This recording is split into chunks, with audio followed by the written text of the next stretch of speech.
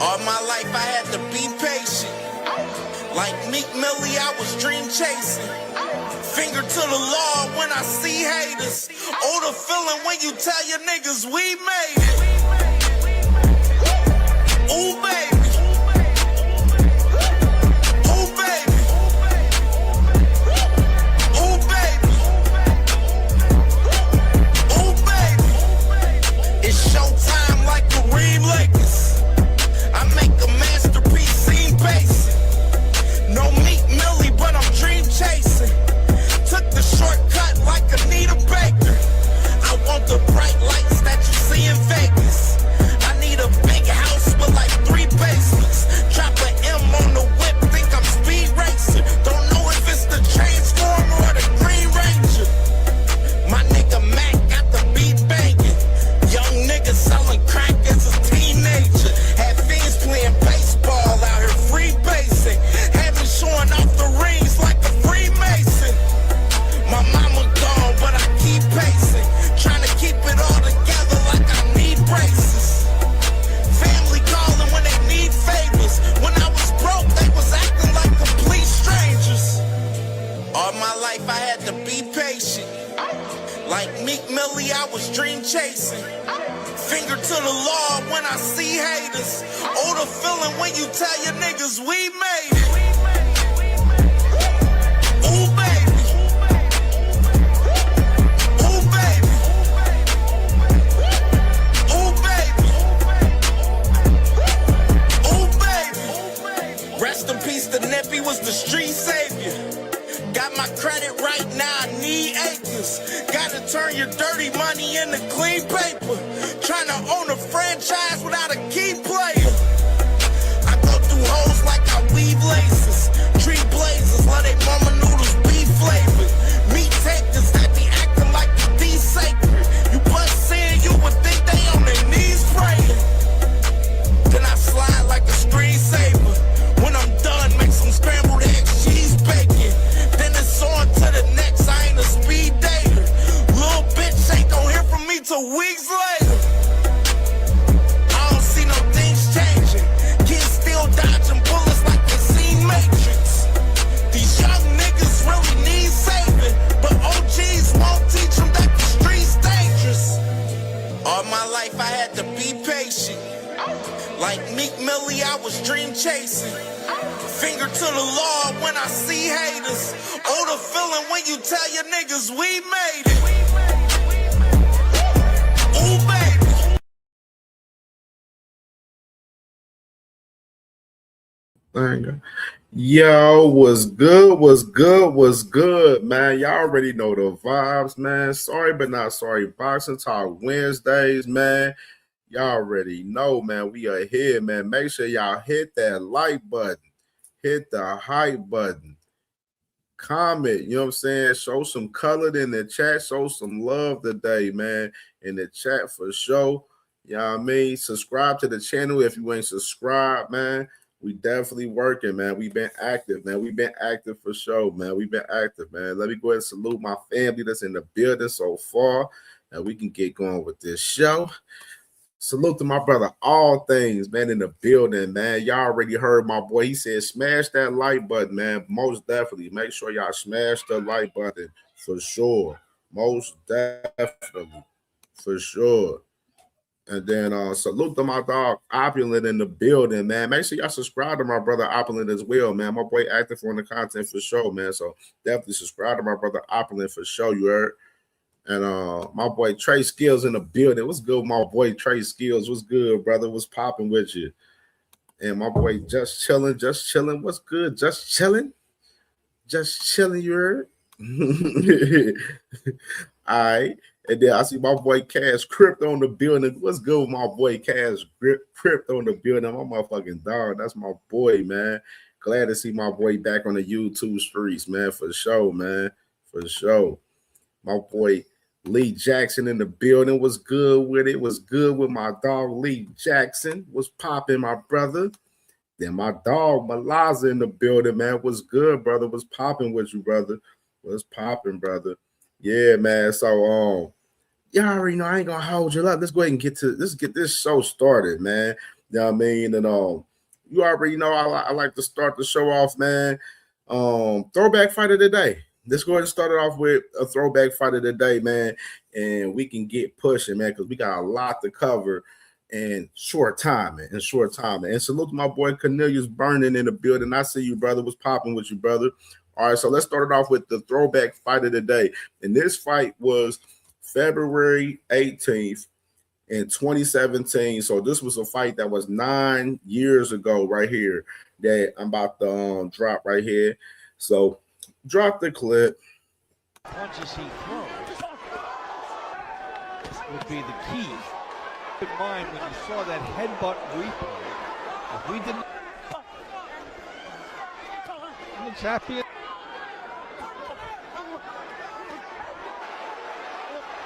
Good action by both.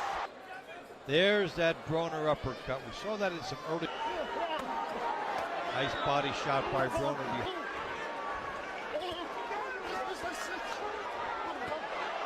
Uppercut. There's stamina for Quest. Good right. Maturity and having children. No shortage of conditioning. Asserting his class edge. The heads came together again, but fortunately.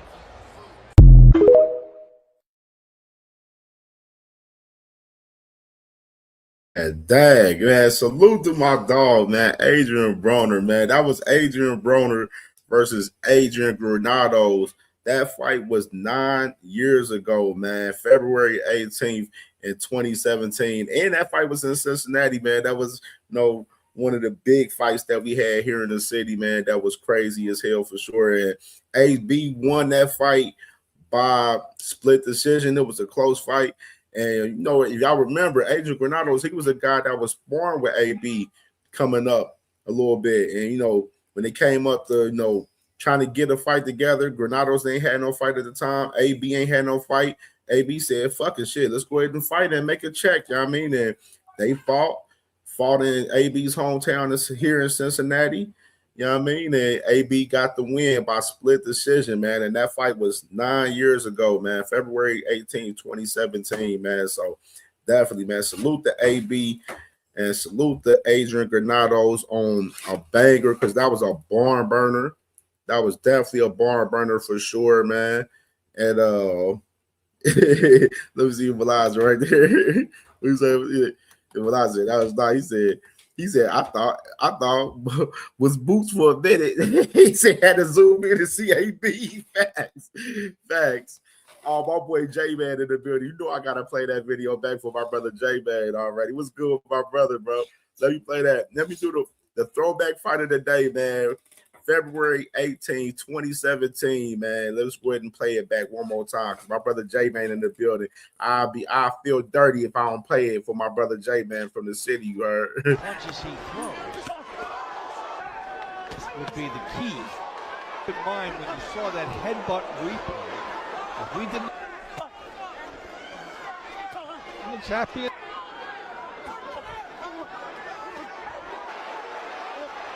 Good action by both. There's that Broner uppercut. We saw that in some early. Nice body shot by Broner.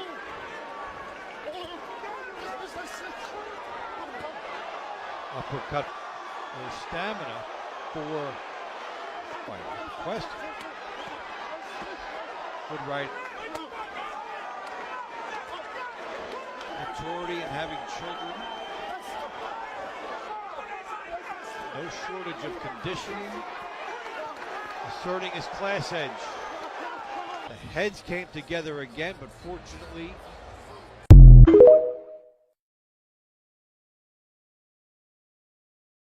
Hey, that boy AB, man, that was a barn burner, man. I remember that fight in the city, just how like AB fights in the city in Cincinnati, bro. Y'all don't even understand it. The shit used to be electric out here, man, for sure, man. Straight barn burner between AB and Adrian Granados in 2017, 9 years ago, man. 9 years ago, man. That boy AB, he was the kid, man. He was letting them motherfucking hands fly out that bitch, you heard? For sure. Letting them bitches fly, man, for sure, man. You know what I'm saying? So, man, salute to my brother AB, man, in the building, man. I think AB gonna be Jay, man, we got the badass battles back, man, up here in the city, man. AB supposed to be hosting the battles and stuff, man. So I might be at the battle Sunday. I might go to them battles, man, for sure.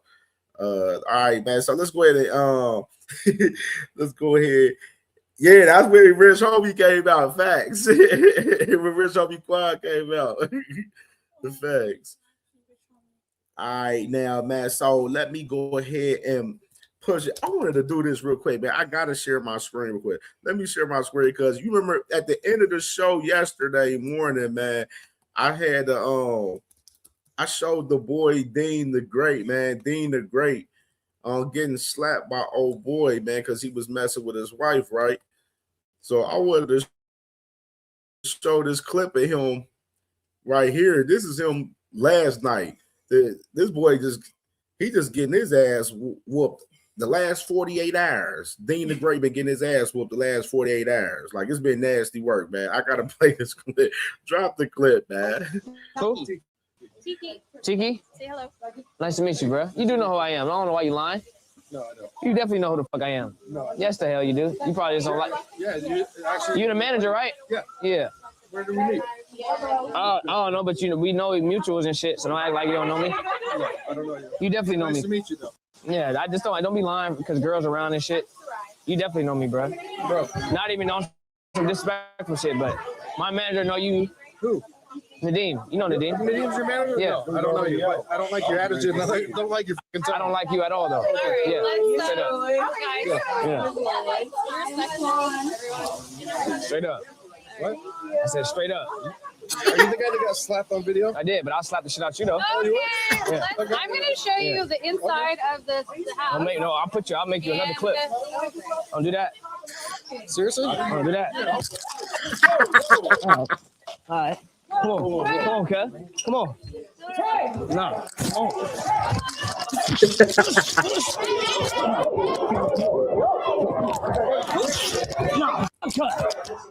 Fuck you, nigga.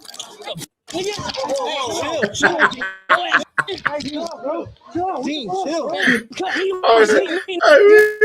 We gotta rewind that back. This was nasty work right here. I'll make you another clip. Don't do that. Seriously? Don't do that. All right. Come on, cuz. Come on. No.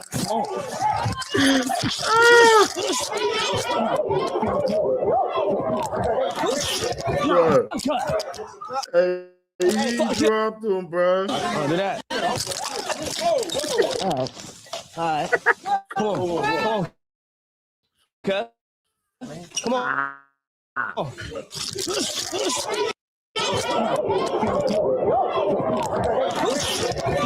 Fuck you, nigga. Chill. Whole ass. Dean, chill. Man, cut. He was hitting me. Dean, chill out. Man, cut ain't finna shoot me. Chill, bro. Whole ass. Hey, let me talk to you, bro. Let me talk to you, bro. Bitch ass. Hey, let me talk to you. Man, I'll have all. I just wanted to show that, bro. Dude been having a bad 48 hours, bro. Like, first he was up here trying to get at shorties, you know what I'm saying? At shorty, you know what I'm saying, that was married the other night where dude open hand smacked him. Then you got him talking crazy to a former MMA fighter, you know what I'm saying, right up close, and dude just straight drop him, you know what I'm saying, and pack him up right there, bro. Like, hey, bad 48 hours for Dean the Great, man. Hey, that man need to get off the stream, dog. Get off the stream and get off the liquor, flat out. Get off the stream and get off the liquor, man. Facts. He said that liquor be getting motherfuckers touched up.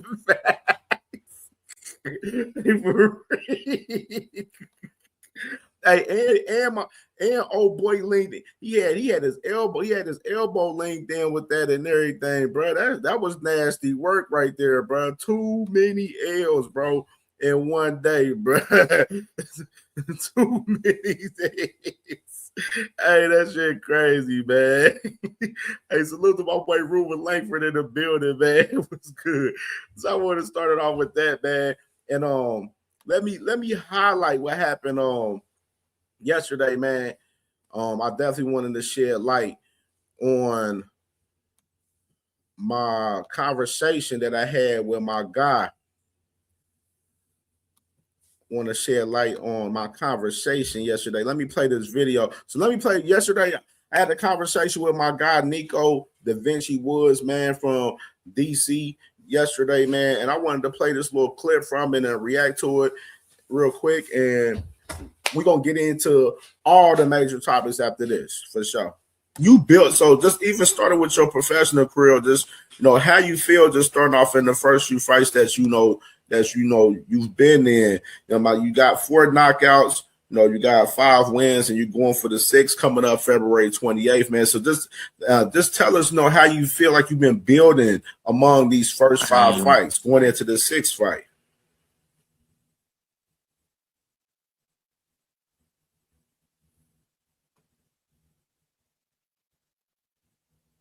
I think he paused the signal. You got me? You hear me? There you go. You coming back in there. There you go. You good. I said every camp, every training camp, I just get better and better, man. I'm just growing. I'm progressing. So and a lot of my supporters, they get mad because they be like, every time he comes to you fight, you knocking the dude out the first round and da-da-da-da. But they don't see the work that I put in behind the scenes, man. Like, I'm busting my ass to even be able to do that type of stuff. Like, the real work is putting in the gym. So on fight night, when I go in there and y'all thinking like, oh, he ain't fighting nobody, or he making it look easy. That's because I'm busting my ass in training camp to make it look that easy. Facts plus time. You know what I'm saying? So it ain't that these dudes can't fight or these dudes. Yeah, man, that's my guy right there, man. Nico Da Vinci Woods, man. I had a great, dope conversation with him yesterday, man. So after the show, make sure if y'all ain't see the dope conversation we had and y'all missed it, make sure y'all check it out, man, for sure. New conversation on the channel, man, for sure, man, with Nico Da Vinci Woods. He has a fight next Saturday, February 28th, out there in the Maryland area, man. If y'all out there in the DMV, getting it cracking with this guy named Denzel Bolden. So definitely check out my guys and a lot of the guys in the DMV area, man. A lot of the younger guys. They got it's 2 cards in Maryland back-to-back weeks. Scooter Davis is main event in one of them this Saturday. Then they got another one next Saturday, and that's the one that Nico Da Vinci Woods will be fighting on as well, man. So definitely, man, salute to all them guys out there in the DMV area, man. Definitely putting in that pain and putting in work out that way, man. And let's go ahead and get to the show, man. Let's get to the topics, man. So I got a lot of quick hitter news to get through, and we can get into some of these main topics, man. Of course, tonight we're going to go over Eddie Hearn. Got a new Eddie Hearn. They just fought the Zone Matchroom just agreed to a 5-year deal. Eddie Hearn got new content out, talking about Zuffa and Dana White. So we're going to get into that. Shakur Stevenson got a new interview on Inside the Ring. We're going to definitely react to that as well tonight. And as well, Bill Haney, of course, on the Art Award. We definitely going to react to that. You know what I'm saying? Some of his little scary behavior that he been bringing to the table, man. The Hanos clan, they scared as hell, terrified of Ryan Garcia out here. So we going to get into all of that today, man, for sure. You know what I'm saying? On the show tonight, man. But let's go ahead and get into the quick hitter news right here. News of the day, man. Of course, in recent time, and Armando Resendez, him and Jaime Magia, they were negotiating a fight for that WBA 168-pound title, but Jaime Magia now is out of the mix. So now you got Armando Resendez bringing Jamal Charlo back into the fold, which in reality, I like this fight better than Jaime McGee any damn way. That's just my personal opinion. And Jamal been wanting to fight Armando Resendez anyway, so I definitely wouldn't mind seeing this fight with Armando Resendez defending his title versus Jamal Charlo. This fight will be on the May 2nd David Benavidez and Zerto Ramirez card that's happening in Vegas. So we'll definitely be staying real close to this fight for sure between these two guys. Of course, Armando Resendez, he beat Caleb Plant last year for that WBA interim title at 168 on the same card that Jamal Charlo was on when he fought Snowflake, Thomas LaManna, and both of these guys, they both won on that card. So I felt like it made sense to match them up anyway. And then, did Jaime McGee really deserve like a WBA shot after, get popping dirty, even though he beat dude, but he popped dirty. You know what I'm saying? I think Jaime McGee need to be giving that dude that he popped dirty against another shot for real, for real. They need to have them a third fight because he got stopped by that dude the first fight. Jaime McGee need to be fighting that dude again. That's how I feel about that for as Jaime McGee is concerned. But I do like Resendez and Jamal Charlo, and we'll definitely, stay tuned in to the information that comes out with this fight in particular, man, for sure. For sure. He said Snowmobile. J-Man said good fight. He said Malaza said Resendez or Miguel are good fights. Yeah, for sure. Like I like Resendez and Charlo. I like that fight better than McGee. Yeah, Saraz. That's his name, Saraz. Yeah, that's the guy that, Jaime McGee need to run that fight back with him. You know what I'm saying? Bruno Saraz. He need to fight him. That's his name, Bruno Saraz. I couldn't think of his name at the moment, but his name Bruno Saraz for sure. So definitely, man, we can go ahead and get to the next quick hitter that we got, man, for sure. So we got just announced, of course, last week the purse bid and everything was done for us. Carlos Smith and David Morrell Matchroom, they won the purse bid for the fight, and they have a date, got the location. You got Carlos Smith versus David Morrell in Liverpool, April 18th on the Zone, man. So the man David Morrell is going to be going to uncharted waters out there in Liverpool, fighting for that WBA interim title at 175. My bad. Let me be correction at 175. So David Morrell on the road for this interim title fight. I think it's definitely a winnable fight for him for sure. I think he's way more talented than Carlos Smith in particular. Of course, Carlos Smith originally, before David Benavidez fought Anthony Yarde, he was negotiating with David Benavidez, and he was outpricing himself so he wouldn't fucking fight him pretty much. You know what I mean? To where he ducked David Benavidez, but they ended up getting this fight right here, and WBA ordering this fight right here with Smith and Morrell, man, for April 18th. So you got this fight April 18th. Definitely can't wait to see this fight for sure, man.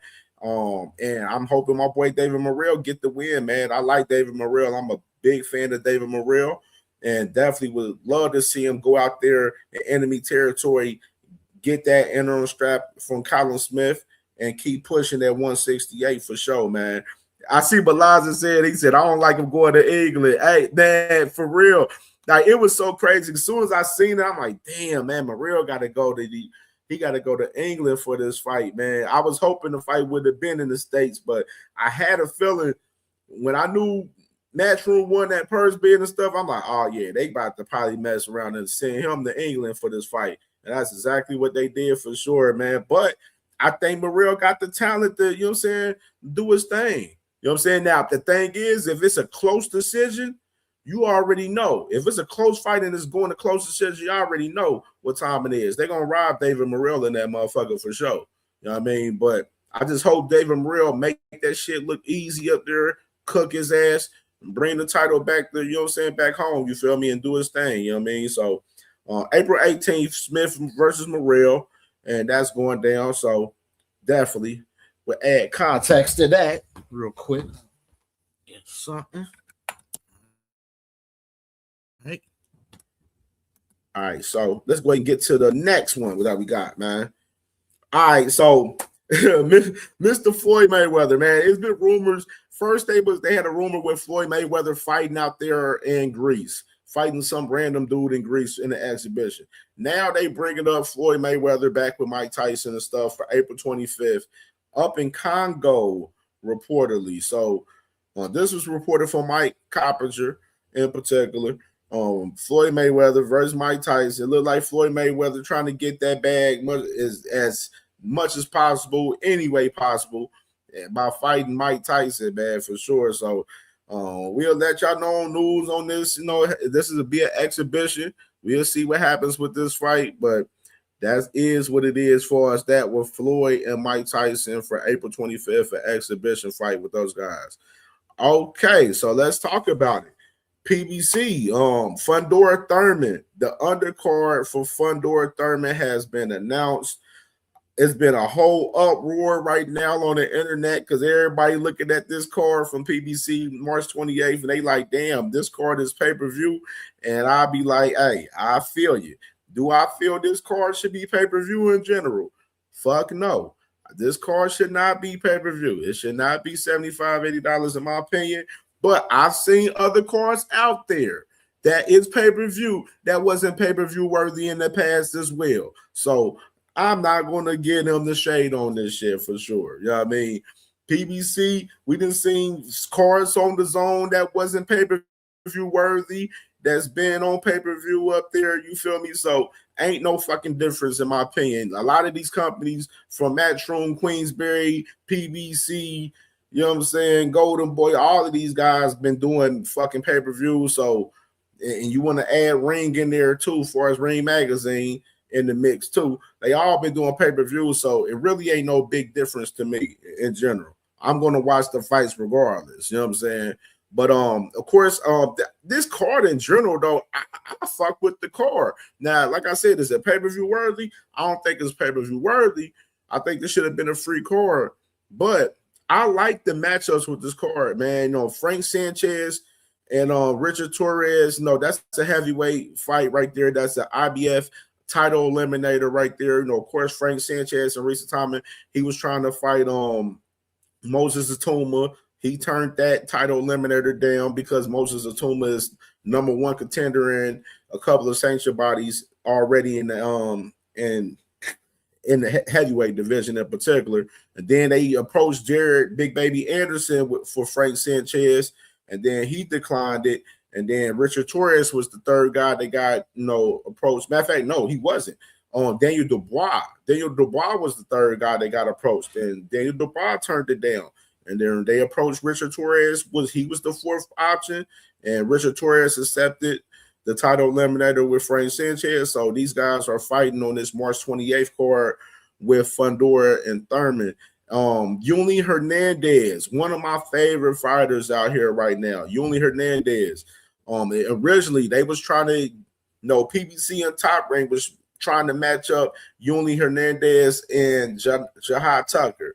Jahad Tucker ended up outpricing himself, talking about he need $500,000, and then he's going to fight a no-name guy now on the Top Rank card now. And PBC, they end up contacting Terrell Gachet, seeing if he was down to, get it cracking with Yuli Hernandez. So you got Yuli Hernandez and Terrell Gachet in a 10-round banger at 160 on this card, which is, I love that fight. But man, Terrell Gachet, ooh-wee, bro, that's nasty work, bro. Yeah, Yuli Hernandez, if y'all seen Yuli Hernandez, he is a bad motherfucker, dog. I'm telling you. He a bad motherfucker for sure, man. So I'm definitely intrigued to see Yuli Hernandez back in action for sure. And Elijah Garcia, man, and Elijah Newman too. The rematch of this fight, man. I'm definitely curious to see this fight for sure too, man. I like this fight. So I mean, overall, I like the card. Just in general, I know people was like, oh man, I seen people all online on Facebook and Twitter and everything talking about this shouldn't be a pay-per-view card and everything. I'm like, I feel y'all, this shouldn't be a pay-per-view card in particular. But I mean, we've seen other cards out here that wasn't pay-per-view worthy as well from guys over there in the zone and all of that shit. So it really ain't no difference to me. You know what I'm saying? I'm going to pay to watch the fights regardless because I cover the sport. So we're going to watch it regardless. You feel me? Ain't no difference. Like, you know what I mean? Salute to my boy Thrill Hill in the building, man. Malaz talking about PBC is running out of boxers. I don't think so. They got a lot of fighters. They got a slew of fighters. This is all about them having dates, bro. Them providing the dates for their guys. That's the main part about them. Cash Crypto said Tugger would have got destroyed. Facts, bro. Jai Tugger, that's why he outpriced himself. He said, man, I want 500K. Knowing damn well he probably ain't even made over fucking 100K damn near in the fight, damn near. Like, you know what I'm saying? He totally outpriced himself. He ain't want no smoke with Yuli Hernandez at all, brother. And I know, and I see why. Because Yuli, I told you, y'all watch Yuli Hernandez. He a bad motherfucker, bro. Dead ass. He is nasty. Salute to my boy, No Evidence in the building. What's good with my brother, man, for sure. Is it? Yeah, Malaza, yeah, man. This going to be $75, $80 pay-per-view, man. Yeah, man. That's been the conversation, man. Like I said, I don't believe it should, but they have it as that. It is what it is. We keep it pushing.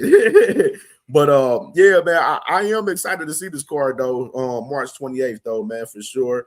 Fundora Thurman get it cracking and everything. And Thurman has a new interview with Andre Berto. Andre Berto just started a new podcast and they just dropped a new interview. So I may react to it or something, maybe tomorrow or something. You know what I'm saying? I will be live again tomorrow.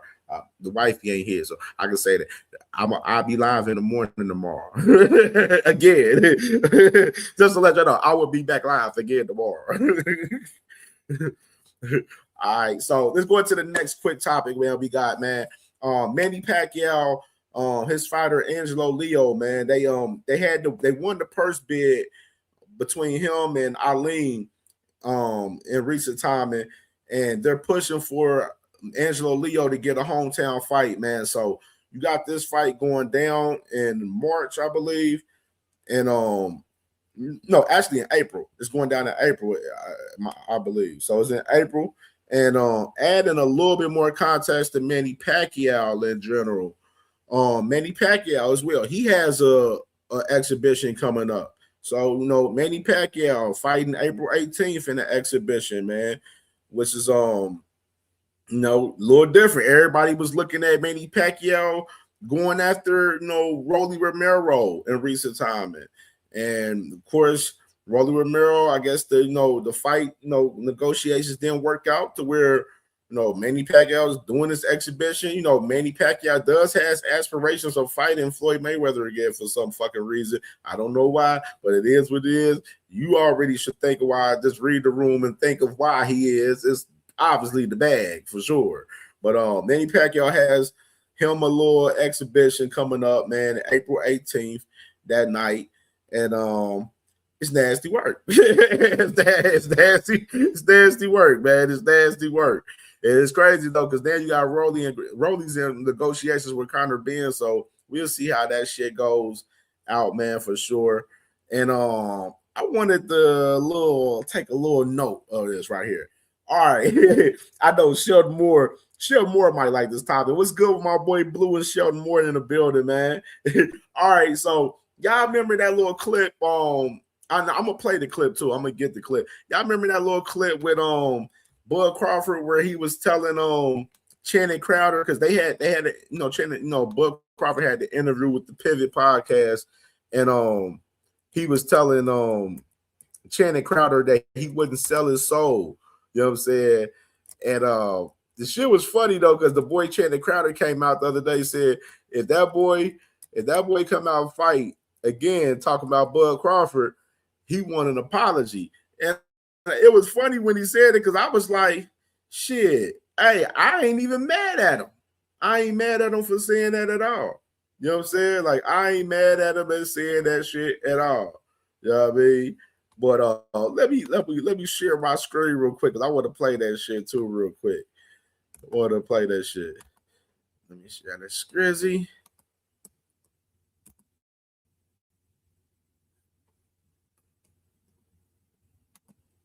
Hold on. Is this it? Nah. So I'm cool with Christian soul, religious soul, that doesn't have a price. But you see about the Illuminati stuff you hear about, I'm going to bring up celebrities that say they sold their soul for money. They sold out of what they... Hold on. Let me get it right. Let me get it right.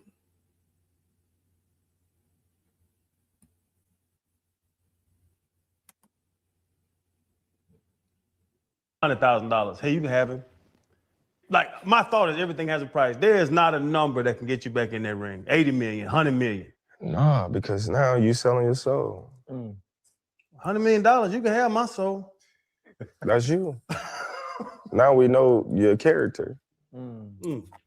Sometimes, you know, you look at people and you be like, dang, man, you ain't got no dignity. You ain't got no morals. Like, come on, man. Like, what you gonna stand for if everything is about money? Like, I never was in a sport because of money. You know, of course, I was in a sport to make money, but I wanted to be a world champion. Yeah. You know, I wanted to do something that I set my sights out to do as a little boy. And money wasn't the motivation. Me being a world champion was the motivation. Me accomplishing all the things that I've accomplished along the way on my journey, you know, it was extra credit. It was extra credit because it's coming from the hood. It was like, man, I just want to be a world champion because that's just my dream. So when I became a world champion, it was just like, man, all this other stuff is like a cherry on the top. Like, you know what I mean? $100,000. Hey, you can... Boy, that boy better stop the cap, man. Y'all know he capping his damn ass off right there. Talking about you.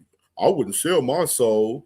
Boy, the way you negotiated your damn ass off in that Earl Spence shit, you can't tell me nothing about no damn money. That boy Earl Spence had to give up extra money, gave you a coin toss to come out and everything.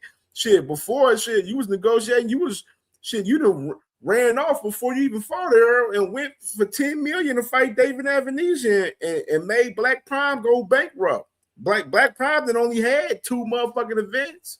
Like, and Bud Crawford talked about he ain't about no damn money, bro. Stop the cap. Stop the cap right now. Stop the cap. No bullshit, bro. For real. Hey, if Bud Crawford come back to fighting, hey, I'm with Channing Crowder. He need a damn apology.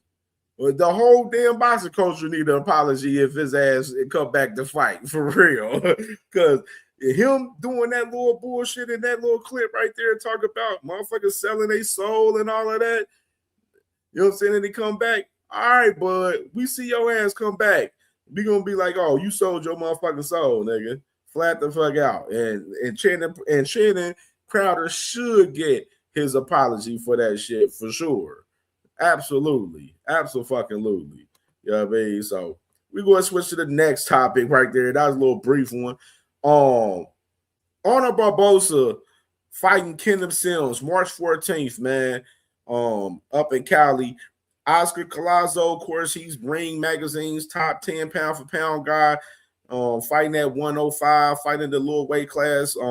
Gabriela Fundora. No, this card was originally about to get pushed back because, of course, Golden Boy is negotiating a new deal right now with the Zone right now, obviously, and it's on halt right now a little bit, obviously, because of the Virgil Ortiz and Boots in this situation, with Virgil suing Golden Boy right now currently, which is we about to get into that paperwork of a new latest paperwork of Virgil Ortiz and Golden Boy, man, which is we about to get into that. But Honor Barbosa, Kingdom Sims fight at 140 March 14th, up in Cali right there, man. So this fight was originally, like I said, about to get pushed back to June or July, but they ended up allowing this fight card to stay standing at March 14th. So you got this card March 14th. And let's go ahead and get into some of these main topics that we got. So this is the start of the main topics. All right, man. So situation with Golden Boy and Virgil is getting, even more crazier. we're going to know a lot more news about Virgil Ortiz and Boost Ennis this Friday due to the fact that they have a court order. They got a court case this Friday on the 20th for Golden Boy and Virgil. You know what I'm saying? As far as the temporary restrainer order that Golden Boy have on Virgil Ortiz on negotiating his fight and getting out of his Golden Boy deal. So right here, you got Golden Boys. They mentioned and came out the other day saying that they insist that they're willing to assist in finalizing Virgil Ortiz versus Jaron Ennis. And then the latest today, coming out today, where, you know, the legal war, you know, heating up with Virgil Ortiz, pushing to make this fight, you know, as much as possible right here. You know what I'm saying? For sure. And we got the paperwork and we're going to show it for sure. Salute to my brother saying Ironheart in the building, man. What's good with you, brother? The Zone. They're looking to force Virgil Ortiz and Jaron Ennis for April 18th, whether Golden Boy cooperates or not. You know what I mean? They said they basically tired and they're ready to move forward without Golden Boy's blessing on this Jaron Boost Ennis and Virgil Ortiz fight. That shows how much the Zone is, you know, pushing to make this fight happen. They're clamoring for it. And from what I heard, Virgil Ortiz was going to take that number that they was talking about, that guarantee between 3.5 million. Virgil was going to take that money for the fight. But like I said, you got Oscar De La Hoya trying to push Virgil to get 7 to 10 million and shit, guaranteed money on the fight. You know what I'm saying? Being greedy. And here a little something right here from the paperwork right here, man. Let me take the banner down so we can read it clearly. Take it down. So you got you said Virgil Ortiz, the plaintiff, you know, versus Golden Boy Promotions right there. It was just the defendants right there. No declaration.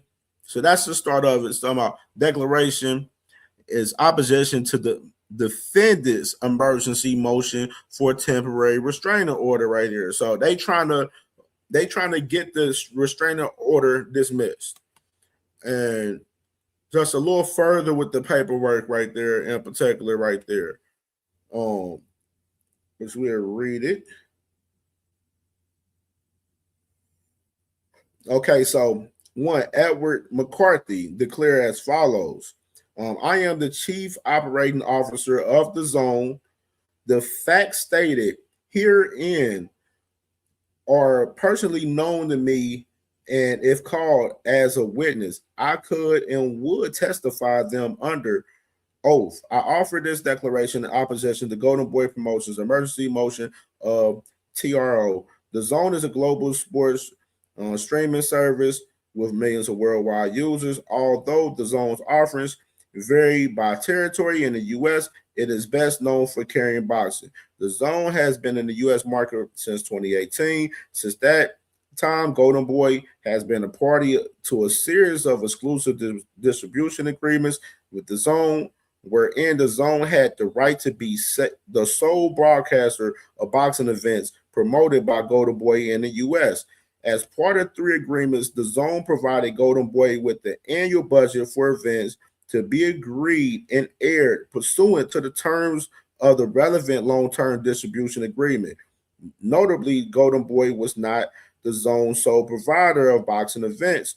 The various agreements between Golden Boy and the Zone did not restrict the Zone from airing events from other promoters. The Zone has therefore since worked with a number of other promoters, including Matchroom Boxing, Queensberry Promotions, Misfits Boxing, and MVP Promotions. The Zone's most recent long-term distribution contract with Golden Boy expired on December 31st, 2025. Despite the Zone's offer to extend such long-term distribution contract while the new long-term agreement was finalized and agreed since January 1st, 2026, there has not been a long-term broadcast distribution relationship between the Zone and Golden Boy, although the Zone aired a Golden Boy promoted event January 16th, 2026, and has contracted to dispute a show in March 14th, 2026. These events are one-off shows. The parties have no commitments to each other beyond those specific events and this agreement to date. And we'll continue. February 17, 2026, the broadcast, the Martin 14th event, both the Zone and Golden Boy acknowledged and confirmed that this is a fact. Beginning in the late 2025 through the present, Golden Boy and the Zone have been discussing terms for a new contract under which the parties could have continue their long-term broadcaster distribution relationship. To date, Golden Boy and the Zone have not agreed on final terms for such a long-term broadcasting distribution, although material terms and drafts will progress. No contract has been formally agreed, approved, or signed by the parties. The Zone is aware that following the filing of the proceedings by Mr. Ortiz against Golden Boy and immediately prior to the recent court order, Mr. Ortiz was negotiating and close to executing an agreement with Matchroom Boxing to fight Mr. Ennis April 18th, 2026, an event to air on the Zone. The Zone remains open to seeking to agree and enter a long-term deal distribution agreement with Golden Boy on commercially reasonable terms, whether or not Golden Boy has Mr. Ortiz under contract.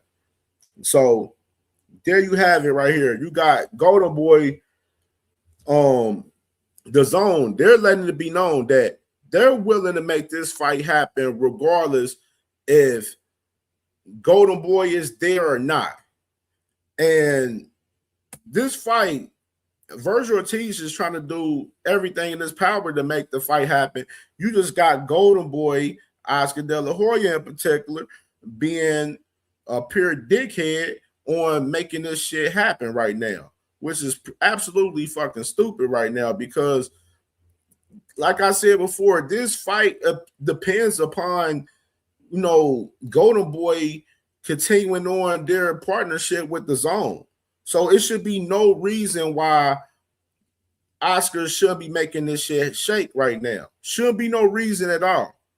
Shouldn't be no reason at all, man. And no, it's just really nasty work to see for real in 4K, man. And it was even rumors out there with people talking about that Eddie Hearn mentioned something about Virgil Ortiz, far as offering him a deal. And matter of fact, let me go ahead and play the clip because I actually got that clip for that too. So let me go and play that clip of that. So let's hear Eddie Hearn on what he said recently about this fight with Boots Ennis and Virgil earlier today. I can't really give you a complete answer on that. I know that Virgil has, I believe, is issues to come to a head with Golden Boy. I think on Friday. We want to make the fight. We don't really mind how it's made, but we will do it within the rules. But I think on Friday we'll get a much clearer picture of what's possible. As I've said before, and I'll say it again, Boots and Virgil are the number one, number two 154 pounders in the world. I mean, Josh Kelly might not be too happy, but he's right on their tails. And it's time to find out who the best is. And for me, that's the best fight in boxing. So I hope we can find a way somehow to keep everybody happy and get it over the line. Has Matchroom offered Virgil a sort of contract? There's rumours of a 3-fight contract maybe that you've offered. Is there anything that you could tell us in regards to that? No, because we have to wait for the decision to unfold. And there's been conversations. I mean, look, Rick Merrigan is obviously the manager, and you got the lawyer there who's there've been conversations with a number of people, not just Matchroom. I mean, Virgil Ortiz is one of the best fighters in the world.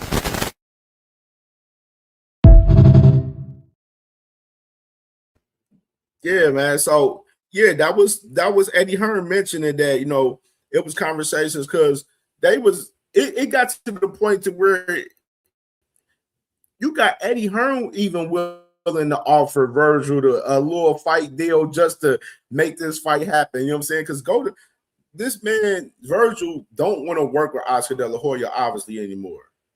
You know what I'm saying? Obviously trying to get out this contract.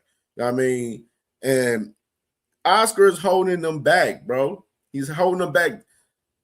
Oscar holding him back similar the same fucking way that he did with Ryan Garcia with Tank Davis fight. The same fucking way.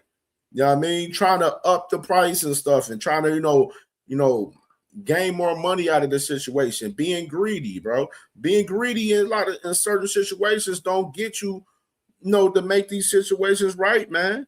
You know what I'm saying? Like, this shit definitely be nasty work, bro, in 4K, man, for real, man. And, hopefully these boys we'll know a lot more about this situation come Friday because they have another court case for us, this temporary restraining order between, Golden Boy and Virgil Ortiz this Friday. And, just like, Eddie Hearn mentioned, he mentioned the same thing as well. We'll know a lot more about the situation Friday. So definitely intriguing situation for these two guys, man. And hopefully we can get this damn fight to the finish line, man. We've been waiting for this fight for a long fucking time. And I'm tired of talking about the negotiations and shit. I want to talk about the fight, us building the fight and promoting the fight. I wanted to be locked in and we talking about the fight and promoting the fight. I'm tired of talking about the negotiations of this damn fight. I ain't gonna lie to you.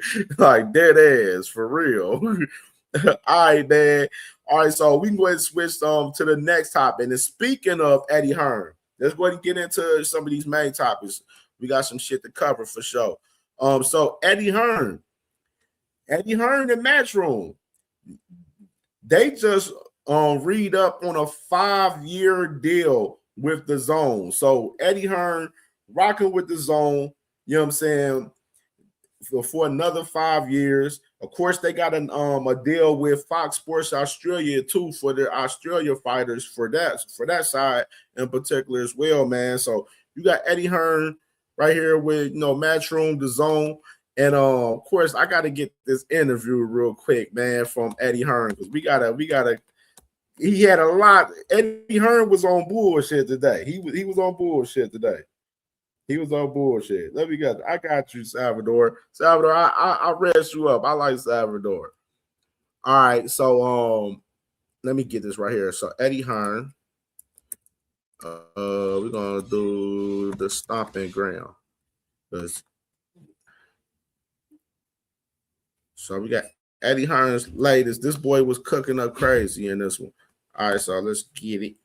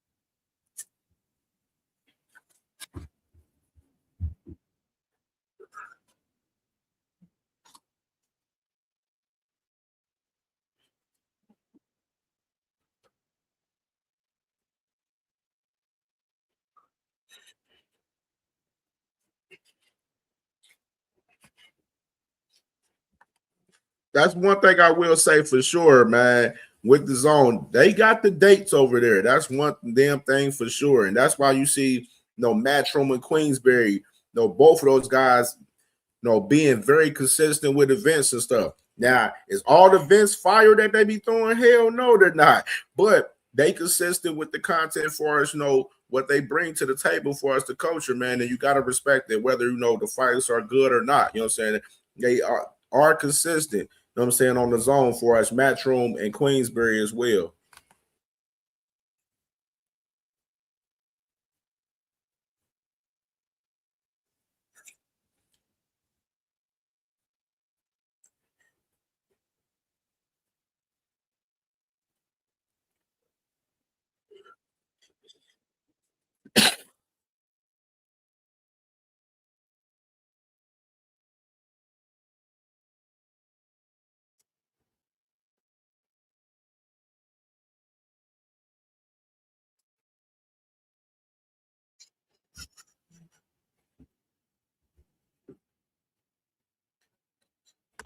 Hey, you gotta relax though. Like he talking like he doing big shit in America. Hey, you ain't going crazy in America like that now. You gotta relax now, Eddie. You gotta relax, my guy. You doing your thing. You doing your thing. But you ain't going crazy in America though. You know what I'm saying? It's still a lot of fucking work to be done for sure. But you know what I'm saying? Salute to Eddie Hearn though, even though he could be a lying piece of shit at times. But hey, he's a part of the culture. It is what it is. He do him.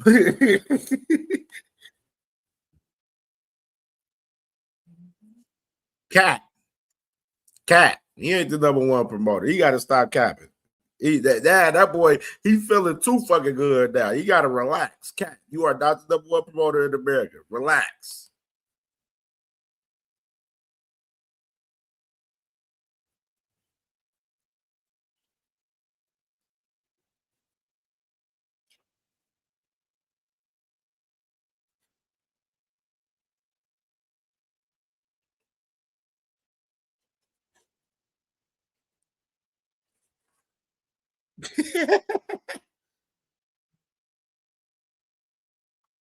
Now, this is the part I want to get to right here.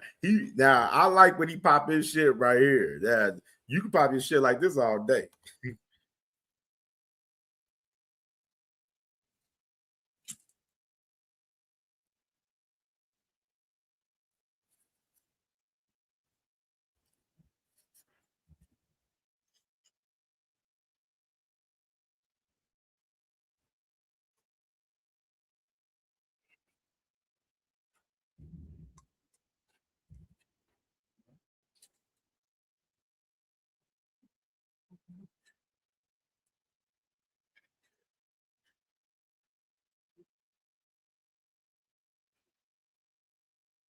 Facts. Facts.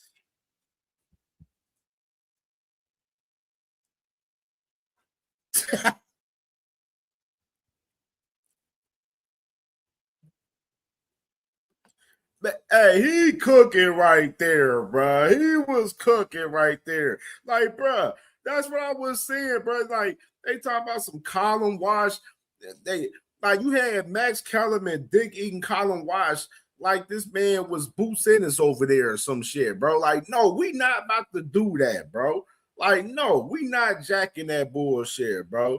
Like, y'all not about to sell us that the best over there is the best. No, they are not the best. They are not that, bro. These are mid-level, low-level prospect fighters over there, bro. You can't sit there and sell me that Colin Wash is the best fighter at 154 over there at Zuffa Boxing, and he ain't fought Fundora, Xander Zayas, Boo Sinis, Virgil Ortiz. You know what I'm saying? All of those top guys at 154. Colin Wash can't say he the best at 154 over there, and he ain't fought none of them guys on that other side. That's why I said that bullshit over there, Zuffa, be bullshit. That's why I said these niggas capping out here, bro. Like, no, we not about to do that. And I feel Eddie Hearn 100% what he's saying right there. You feel me? You know what I'm saying? Drop the clip. Continue. Let me rewind that back.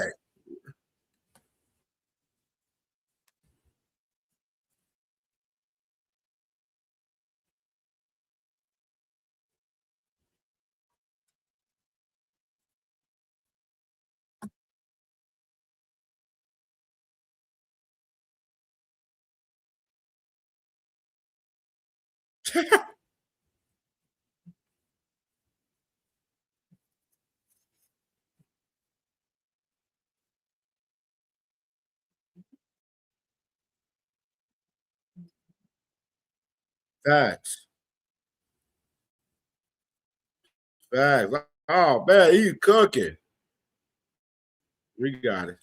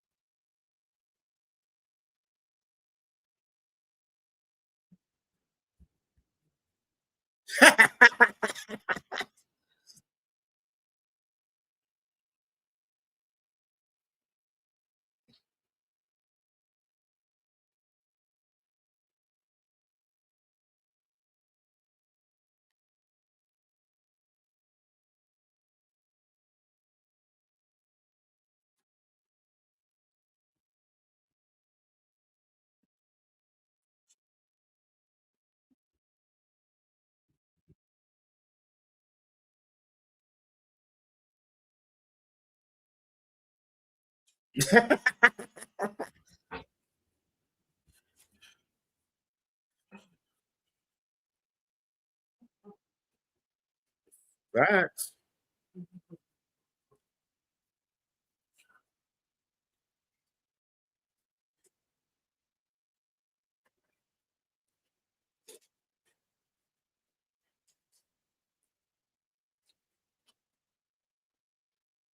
But see, right, that was very simple right there, bro. Like, and he was absolutely right. They are trying to sell us that these are the best fights and this is the best boxing shit. Like Dana White coming in and he just thrashing and he just putting on the best, fighting the best every event, and that it's just fire. No, the fuck is not, bro. There's a room full of 150 motherfuckers in there, which is, I feel like the setting is appropriate for them. You know what I mean? That's an appropriate setting for them right now. You know what I mean? But you can't sit there and sell us that those guys over there are the best motherfuckers, man. Like, you can't. I see it, Craig. I was like, you can't tell us that, bro. Like, you can't sell us that shit at all, bro. Like,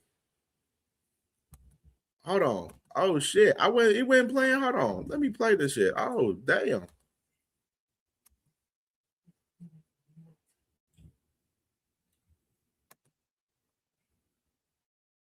Hold on. Rewind it back.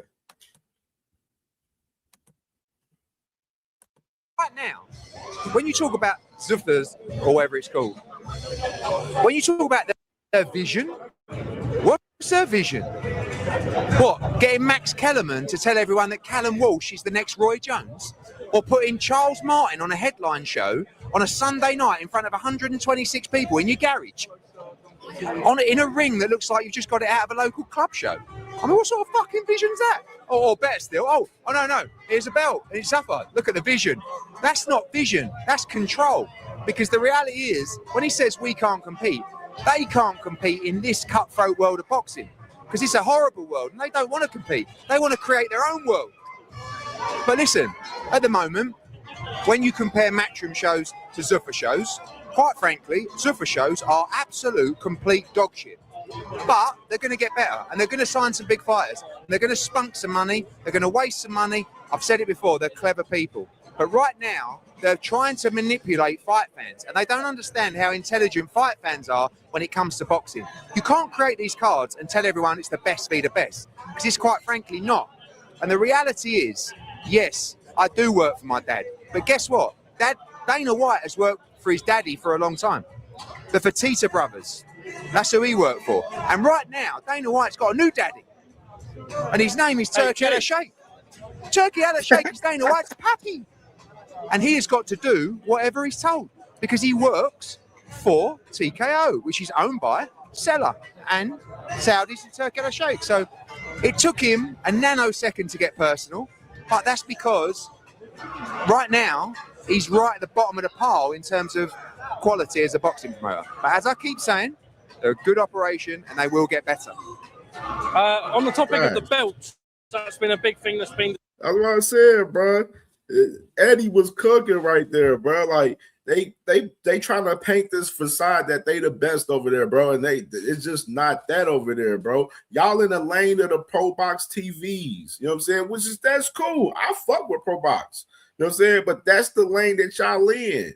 You know what I mean? Y'all at the bottom of the totem pole. Y'all ain't at the top, and y'all just signing fucking Shakur Stevenson and signing fucking Bud Crawford and just signing big names and shit. The only big name y'all got over there is Ja Opatai, and he was a guy that didn't have much value, even with him being a champion as a cruiserweight over there. You feel me? And he gonna get into talk about the belts right here. Salute to my boy B King in the building, man. What's good with you, boy?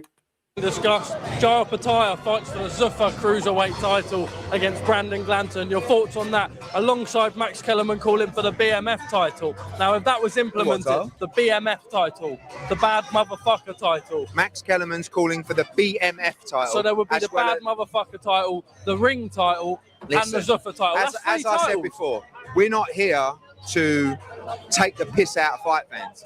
We're here to give fight fans great fights, real fights, and not try and create this fake world. Because they want this world where they can tell the fighters to do whatever they want.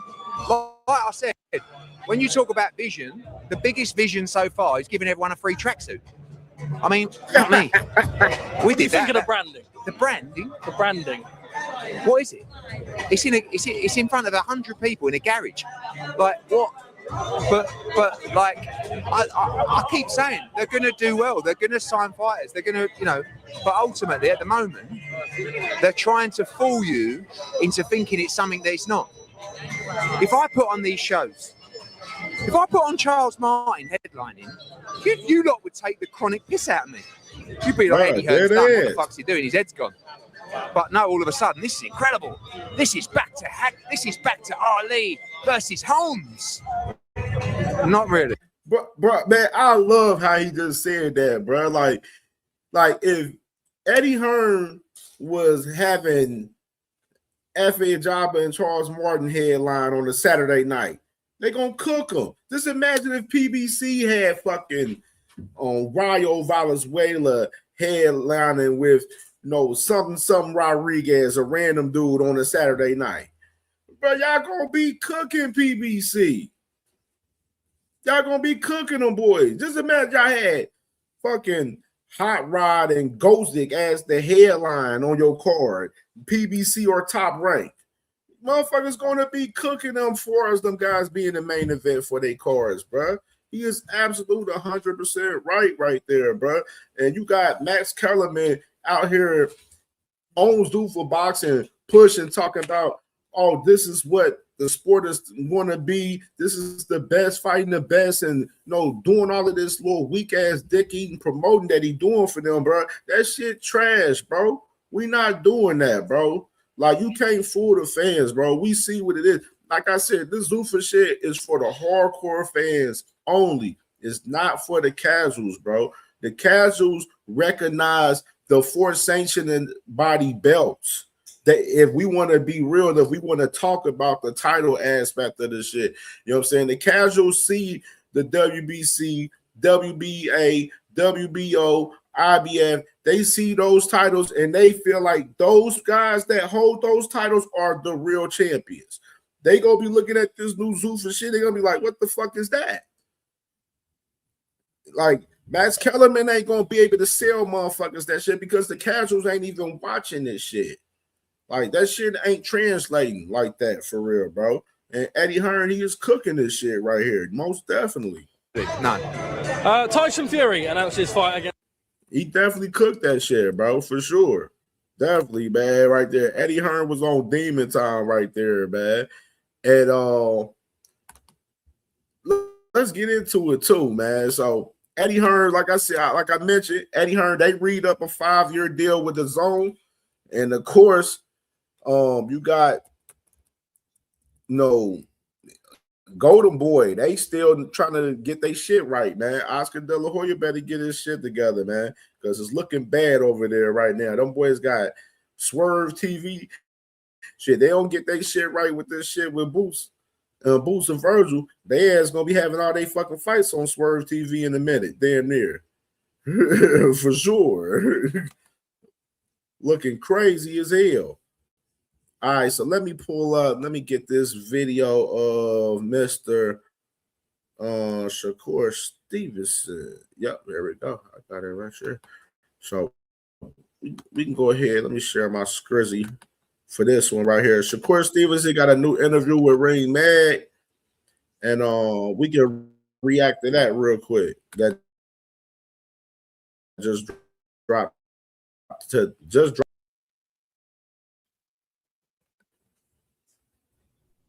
Whatever presents the best fight, whatever presents the most lucrative fight, that's where I'll be at. Is there any kind of, has the Ring Magazine been in touch with you or anything like that, where you would have to like give up your 100? If a dude is not married or engaged, does he really need 3 phones? What could that third phone? Married? You're not. If you're not married, you're not engaged. Why do you need 3 phones? 3? Been in touch with you or anything like that, where you would have to like give up your 140 pound? Is there any kind of like timeline where you have to make a choice? Because right now, I don't care who has what belts. You're the junior welterweight champion of the world. I know that because Tio was, because he beat the guy who unified all the belts. And I hate Max Kellerman, dog. I truly hate fucking Max Kellerman, bro. I really wish they wouldn't have got this bitch ass dude back in boxing, dog. Like I can't express that even further than that, bro. Like real shit. Max Kellerman is bad for fucking boxing, dog. Real talk on the media side. He really is, bro. Like this is the exact reason why this motherfucker ain't on ESPN, bro. This type of goofy shit, bro. Like, for real, dead ass. Max Kellerman is so fucking trash, bro. Dead ass, bro. now you beat him. You're the champ. Is there any communication about, like, what your timeline is in terms of making a decision? No, there's no communication going on. I think the WBO is just happy to have me as a champ. So I don't think there's no issue or anything going on right now. Shakur, great performance. Salute to my boy Shell in the building. I see you, my boy Shell. What's good with my boy Blaze, too? What's good, brother? I knew you win that fight, but we got to be honest, dog. Did you know you win that fight like that? I've never seen T.O. been shut out like that. And then the night before the fight, I was with Devin Haney. He said, Shady, he's going to make it look so easy. I'm like, easy? And I'm watching the fight. I'm like, damn, easy. So my question to you is, obviously you knew you win the fight, but did you know it would be that easy? Like T.O. will only win like one round? Yeah, I did. Honestly, I was thinking about it. Like when I go back and watch him, I was seeing a lot of the things that he was doing, and how I pictured the fight before the fight, it was gonna be easy. I knew everything that he was gonna do before he did it. Of course, Shakur. You knew he was fooled months ago before you fought this motherfucker. Not even months. You knew he was fooled years ago, nigga. We know that. The cherry pick on top was pretty fucking nice. I was ahead of him in every aspect of the ring. Everything played out the way it's supposed to play out. Shakur, good to see you again. Look, I thought it was a really smart move by you when you called out Conor Benn, right? Because we're at the point now, at least for me, and I think Max, of course, too, where we don't think anybody can beat Shakur Stevenson. So basically we have to find somebody, right, where you can make a lot of money. It's a big event. Conor Benn talks a great game. It would be a huge fight, whether here or the UK.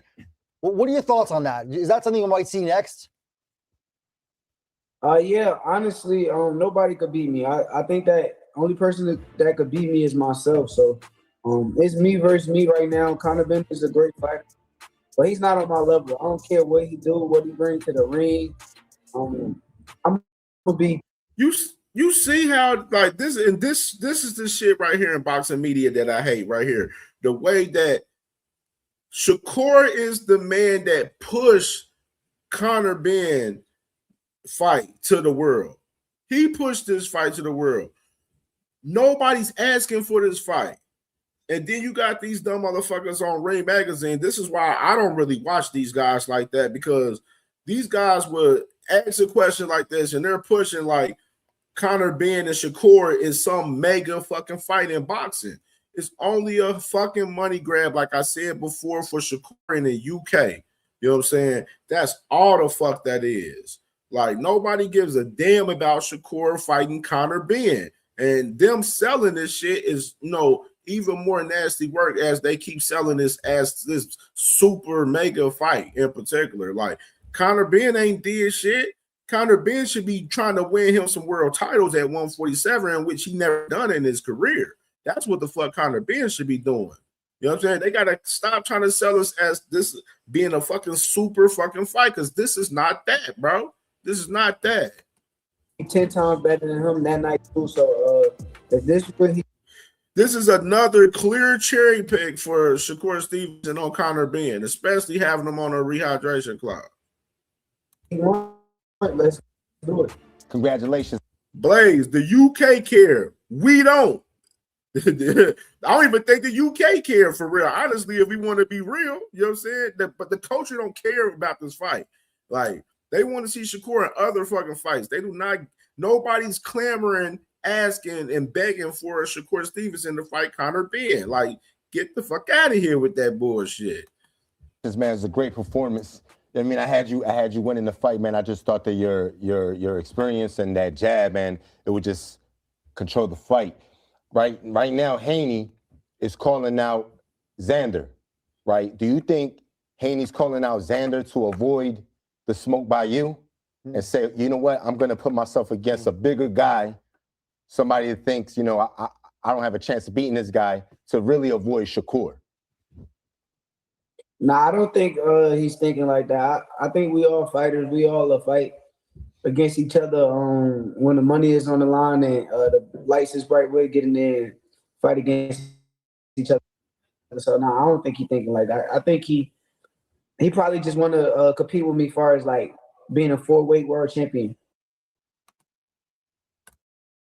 It's so easy to become a podcaster. Which he is absolutely right on that. In a sense, go to Riverside I and open believe an account. That even it's like, let me stop real quick. Shakur. Like, it's like a weird transition where it seems like, you got, even we're gonna play it in a minute too when we get to it with Bill Haney. It seemed like Bill Haney is, they're trying to go 4-weight division and they trying to cherry pick with Xander, thinking that Xander is food, and Xander is not food. I already mentioned that before. He's not, you know what I'm saying? But they looking at Xander as food and looking like, okay, we can go up there and become 4-weight division champion if we was to, challenge and face, Xander Zayas and shit, and try to be up there, as far as accolades with Shakur Stevenson in particular, though. But in reality, like I said, I don't believe Xander and them gonna give him that fucking fight. You know what I'm saying? That's just me in particular.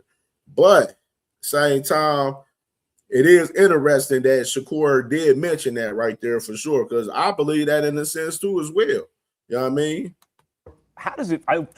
Now, ducking him, avoiding him to fight Xander, that was crazy how they pushed that. That was crazy. But it's weird to me because it's like Shakur and Devin, both of them guys are trying to make moves to build a big fight for each other and not trying to fight each other next, which is right now you got a lot of the boxing culture. They want to see these two guys lace it up next, Devin and Shakur. You know what I mean? But of course, Shakur, he want Devin to fight on a rehydration clause at 147.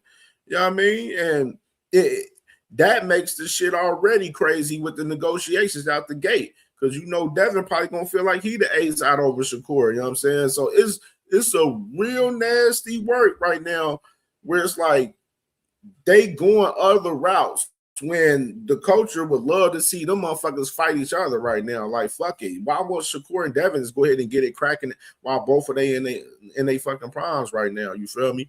In that case. But they both in different weight classes, obviously. So you got Shakur doing his thing. He trying to fight niggas at 147. If you're going to fight niggas at 147, you might as well move up like Keyshawn is willing to move up to 147. And if you so fucking good, shit, you don't need to put on rehydration clauses on these niggas if you that fucking good. But that's a whole nother fucking story. I want to know how it feels right now, like what you're experiencing, where you not only finally get the big fight,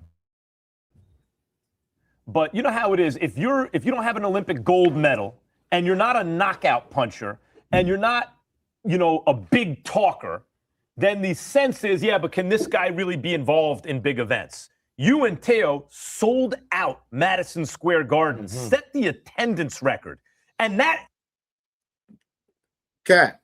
We waiting for them numbers to come out from New York State Athletic Commission, by the way. But a lot of comped out tickets for this event. I'll tell you that right now. And Jay, man, Lil Head, my boy Lil Head from Lincoln Heights, man. That's close to AB. Shakur literally gave him 4 free tickets for the fight. You know what I'm saying? Like, gave him 4 free tickets. Gave Lil Head. Lil Head is cool with Shakur as well. You know what I'm saying? With his association with AB. You know what I mean? We'll see. We'll see when the numbers come out with the New York State Athletic Convention. As though that's not enough. Like, you're in the spotlight. You put on a master class. That was a masterpiece. I tweeted afterwards that you should hang it in the Louvre, like with Pernell Whitaker and Floyd Mayweather, right? It was one of those kind of performances. What does it feel like for you after years of being ducked by Tank Davis and not getting the big fight? This is exactly the reason why I hate Max Kellerman. Like, he's throwing somebody being ducked by Tank Davis. And we know you ain't been here a while. You don't know motherfucking timelines in this bitch, Max Kellerman. Shut your bitch ass up. And some people calling you boring because you weren't scoring knockouts. To sell out Madison Square Garden against an opponent like that and put on that show and now get the kind of acclaim you're getting? Honestly, all glory to God. I know that without him, none of that would even be possible. But when it really come down to it, I kind of like just stayed focused. I kept my head down. I kept telling everybody how great I am, but nobody will believe me. So the opportunity came and I seized the moment. And honestly, I'm gonna be real with y'all. Under them bright lights, none of these dudes gonna beat me. I don't care what happens. Under them bright lights, I step up, and the bigger the event, the bigger the occasion, I'm gonna be a lot better. Max ain't gonna ask that boy. Max ain't gonna ask that boy that if that boy motherfucking Shakur, why he ain't fight him after Lomachenko ducked in 2024. But of course, like I said, these guys act like they don't remember timelines. That's why I say we don't respect a lot of these guys in the fucking media that be trying to pull their propaganda. You know what I'm saying? It's a clear agenda right here. They trying to push on that bullshit from these guys for sure. Salute to my sis. Yes, indeed. Boxing was good, sis. What's popping with you? Any of these guys. So tell them all line it up. Listen, Shakur, from the beginning of your career, I agree with you. My money would have been on you. I thought maybe you and Lomachenko would have been the best fight. Eventually, it didn't work out that way. But usually, when the dust settles in an era, there are 2 guys left standing. I asked this of all fighters. I'm sure I've asked it of you before. Even Floyd was like perfect, but there was Pacquiao. That was his biggest fight, right? Pernell Whitaker, there was Chavez. There's always a Sugar Ray Leonard, Marvin Hagler, Muhammad Ali, Joe Frazier.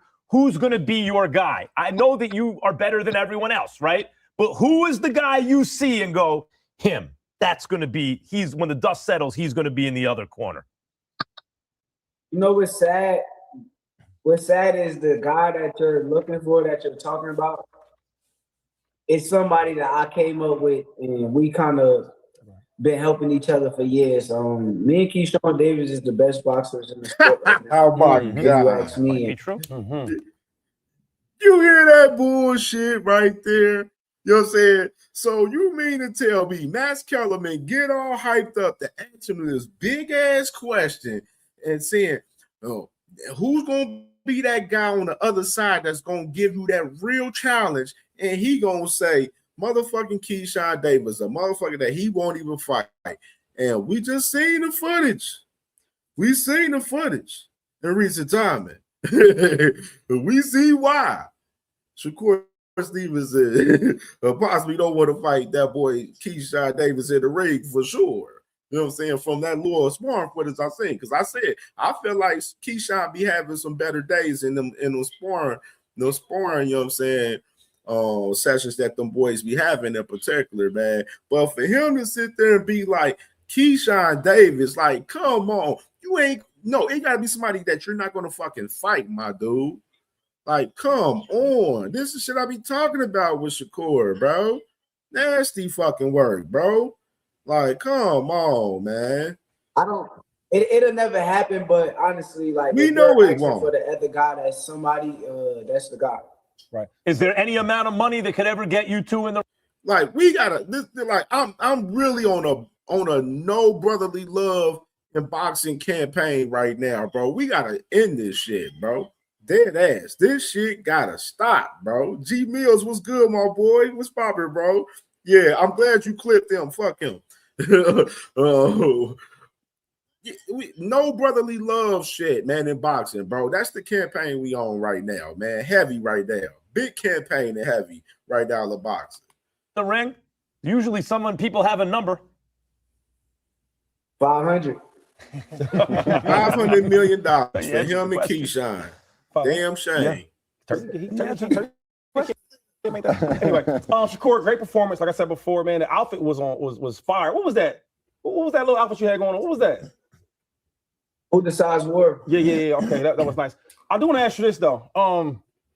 So after the fight, right? You owe me a lot of money, so I owe you a favor. I do owe you that. But we had the ring rankings, right? And I think they had you at 3. Mm-hmm. Now, pound for pound, yeah. Easy. But it's hard for me to say number 1 right now because of everything Usyk has. I think he took advantage of a guy who really was inexperienced. Did his thing. I think it was a great win. I'm not gonna take nothing away from the win, but I think it was a little overrated.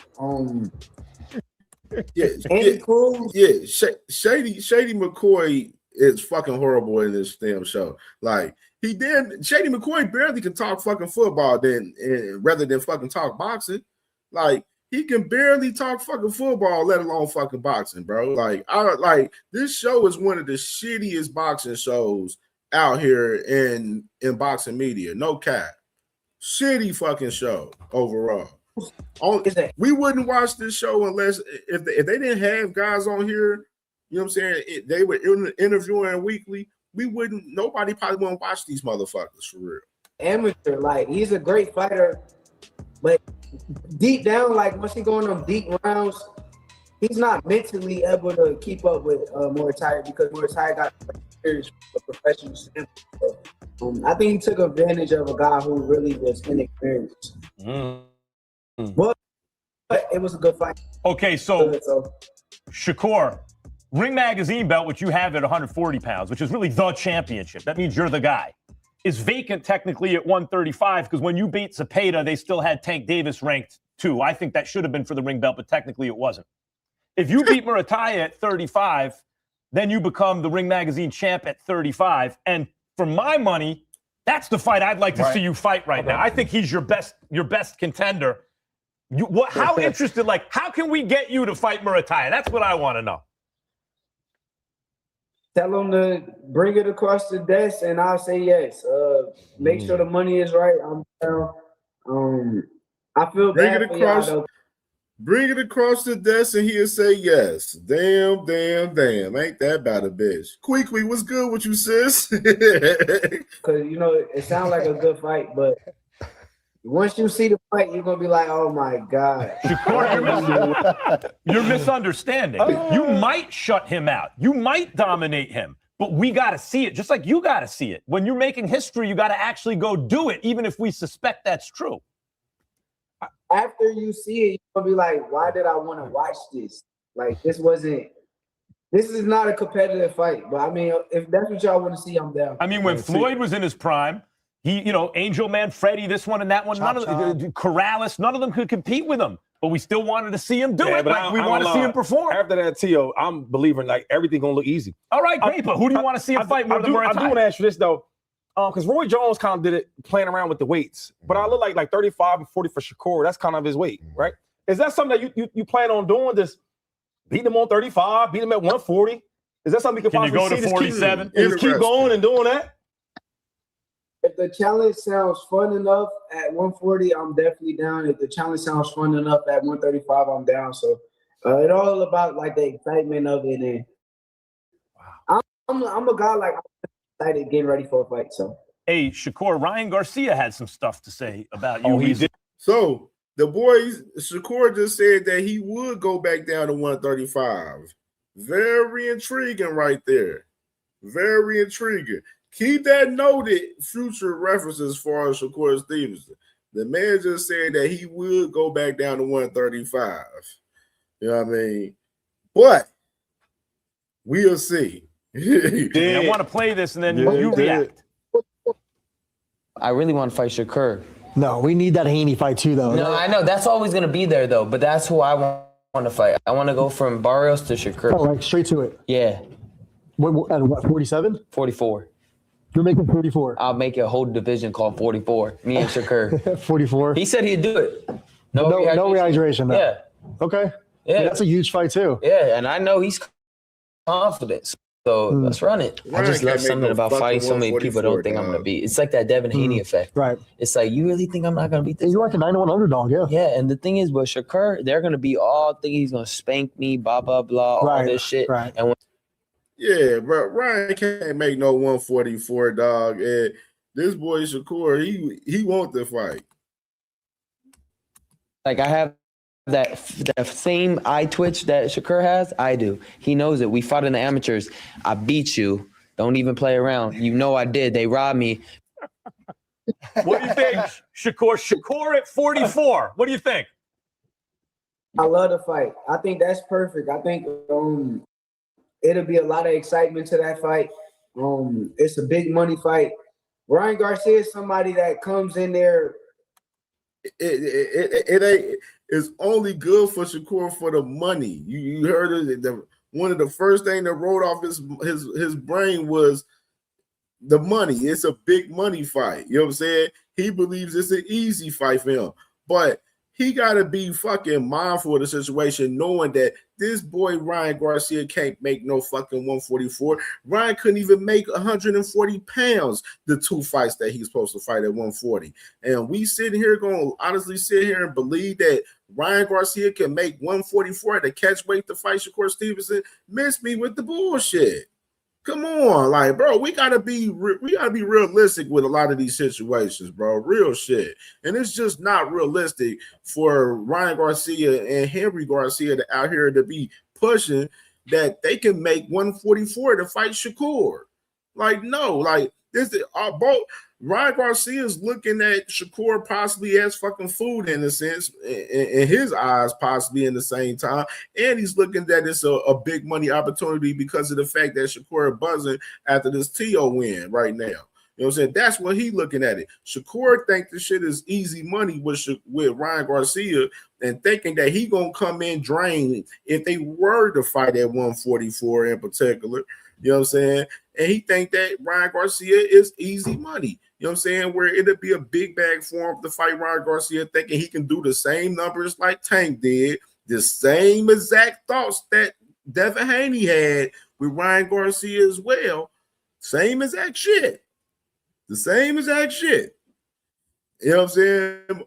Trying to, build this leverage up. Like right now, Shakur Stevenson, the fights that he's putting out in the atmosphere, talking about fighting Conor Benn and fighting Ryan Garcia and fighting Ryan Garcia, Conor Benn, Raymond Muratalla. You know what I'm saying? Like some of these names that he's throwing out there, Pitbull Cruz, like he's looking at, big money, easy fights. Big money, easy fights. You know what I'm saying? All he's trying to do is build his resume up and build his bag up with these guys that, have some decent names and build more leverage, and build his stardom in the process of all of that. That's all he's trying to do in reality. You know what I mean? You know what I'm saying? But he's doing the same exact shit that Devin Haney was doing in particular. You know what I'm saying? For Mr. Tank Davis. But if we want to add more context to it, that's what he's doing it for in reality. You know what I'm saying? But you know what I mean? It's funny to watch this shit in 4K on him moving like this And then I see the Shakur fans, y'all are happy as fuck that he's moving like this, like he's moving like another Bud Crawford. Y'all are satisfied that he's moving like this. Yeah, I seen Sheldon Moore like, I like how he moving. Teach, I like how he moving. Blue, Blaze, everybody, all Too Rich, all them boys. They love how Shakur is moving out this motherfucker right now. You know what I'm saying? But, you know, we got to read the room and know that this shit is fraudulent as hell when it ain't the guys that we want to see him fight. You know what I'm saying? I wouldn't mind seeing him fight Pitbull at 140. I say that in general. I wouldn't mind seeing that. I want to see Shakur fight the guys at 140. I don't care to see Shakur fight at 147. The only person I would like to see him fight at 147 is Devin Haney. That's the only motherfucker. Other than that, I don't care to see him fight these other guys at 147. Like, that's not what we call for Shakur Stevenson. You never know which version of him is going to show up. So if the good version of him show up, he gets spanked. If the bad version of him show up, he gets spanked. Either way, he don't stand a chance.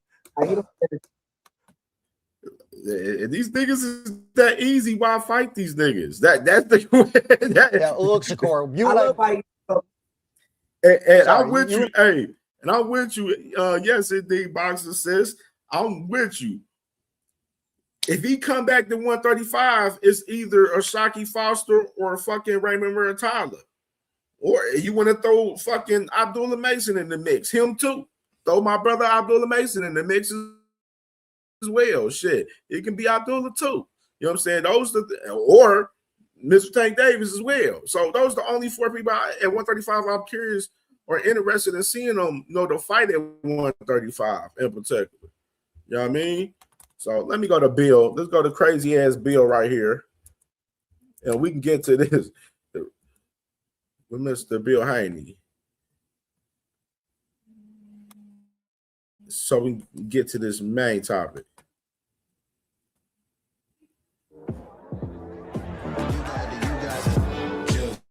Let it rain on me like, Mobile. All right, let me get to. I'm gonna fast forward. Let's get to this part. Right when they've been, was it that the announcing or we just got in the ring? And I looked over and I seen Dre and I seen Tim sitting there, and I walked over. I said, "It's too late for him." Lomachenko and them was right there. I said, "It's too late for him." Devin about to step to his mouth. You said that. Watch this. You said that.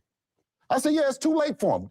Boom. And when Dev, he came back and he said in the 8th round, he said, "Dad, he's on to it. He's up on it." I said, "It's too late. Go press his out." And the 12th round, you know what I mean? Like the perfect getaway. We looked up in the rearview mirror and it wasn't chasing. Yeah. You heard what I said. I said in the 12th round, in the biggest fight for undisputed, that's what for some people in 12th round, he wasn't there. So when everybody come back and say it was a robbery, it was right. If you ain't fighting in the 12th round, then what do that say about you? You know what I mean? So we had something to go cry about. That robbery talk, man, these folks don't understand. They just don't understand how the game works. And if you don't show up in that 12th round, in that moment, that's on you, brother. What would a grown man go and cry about? Yeah. Disappointment. And himself. Anytime that it would be out of, damn. Yeah. You're not hurt? Yeah. No, that is wrong right there, Bill. Shit. Motherfuckers really felt that bro, it's still people around the world that's debating this fucking fight right now to this day with Lomachenko and Devin right now. That people think that Lomachenko won the damn fight right now to this day.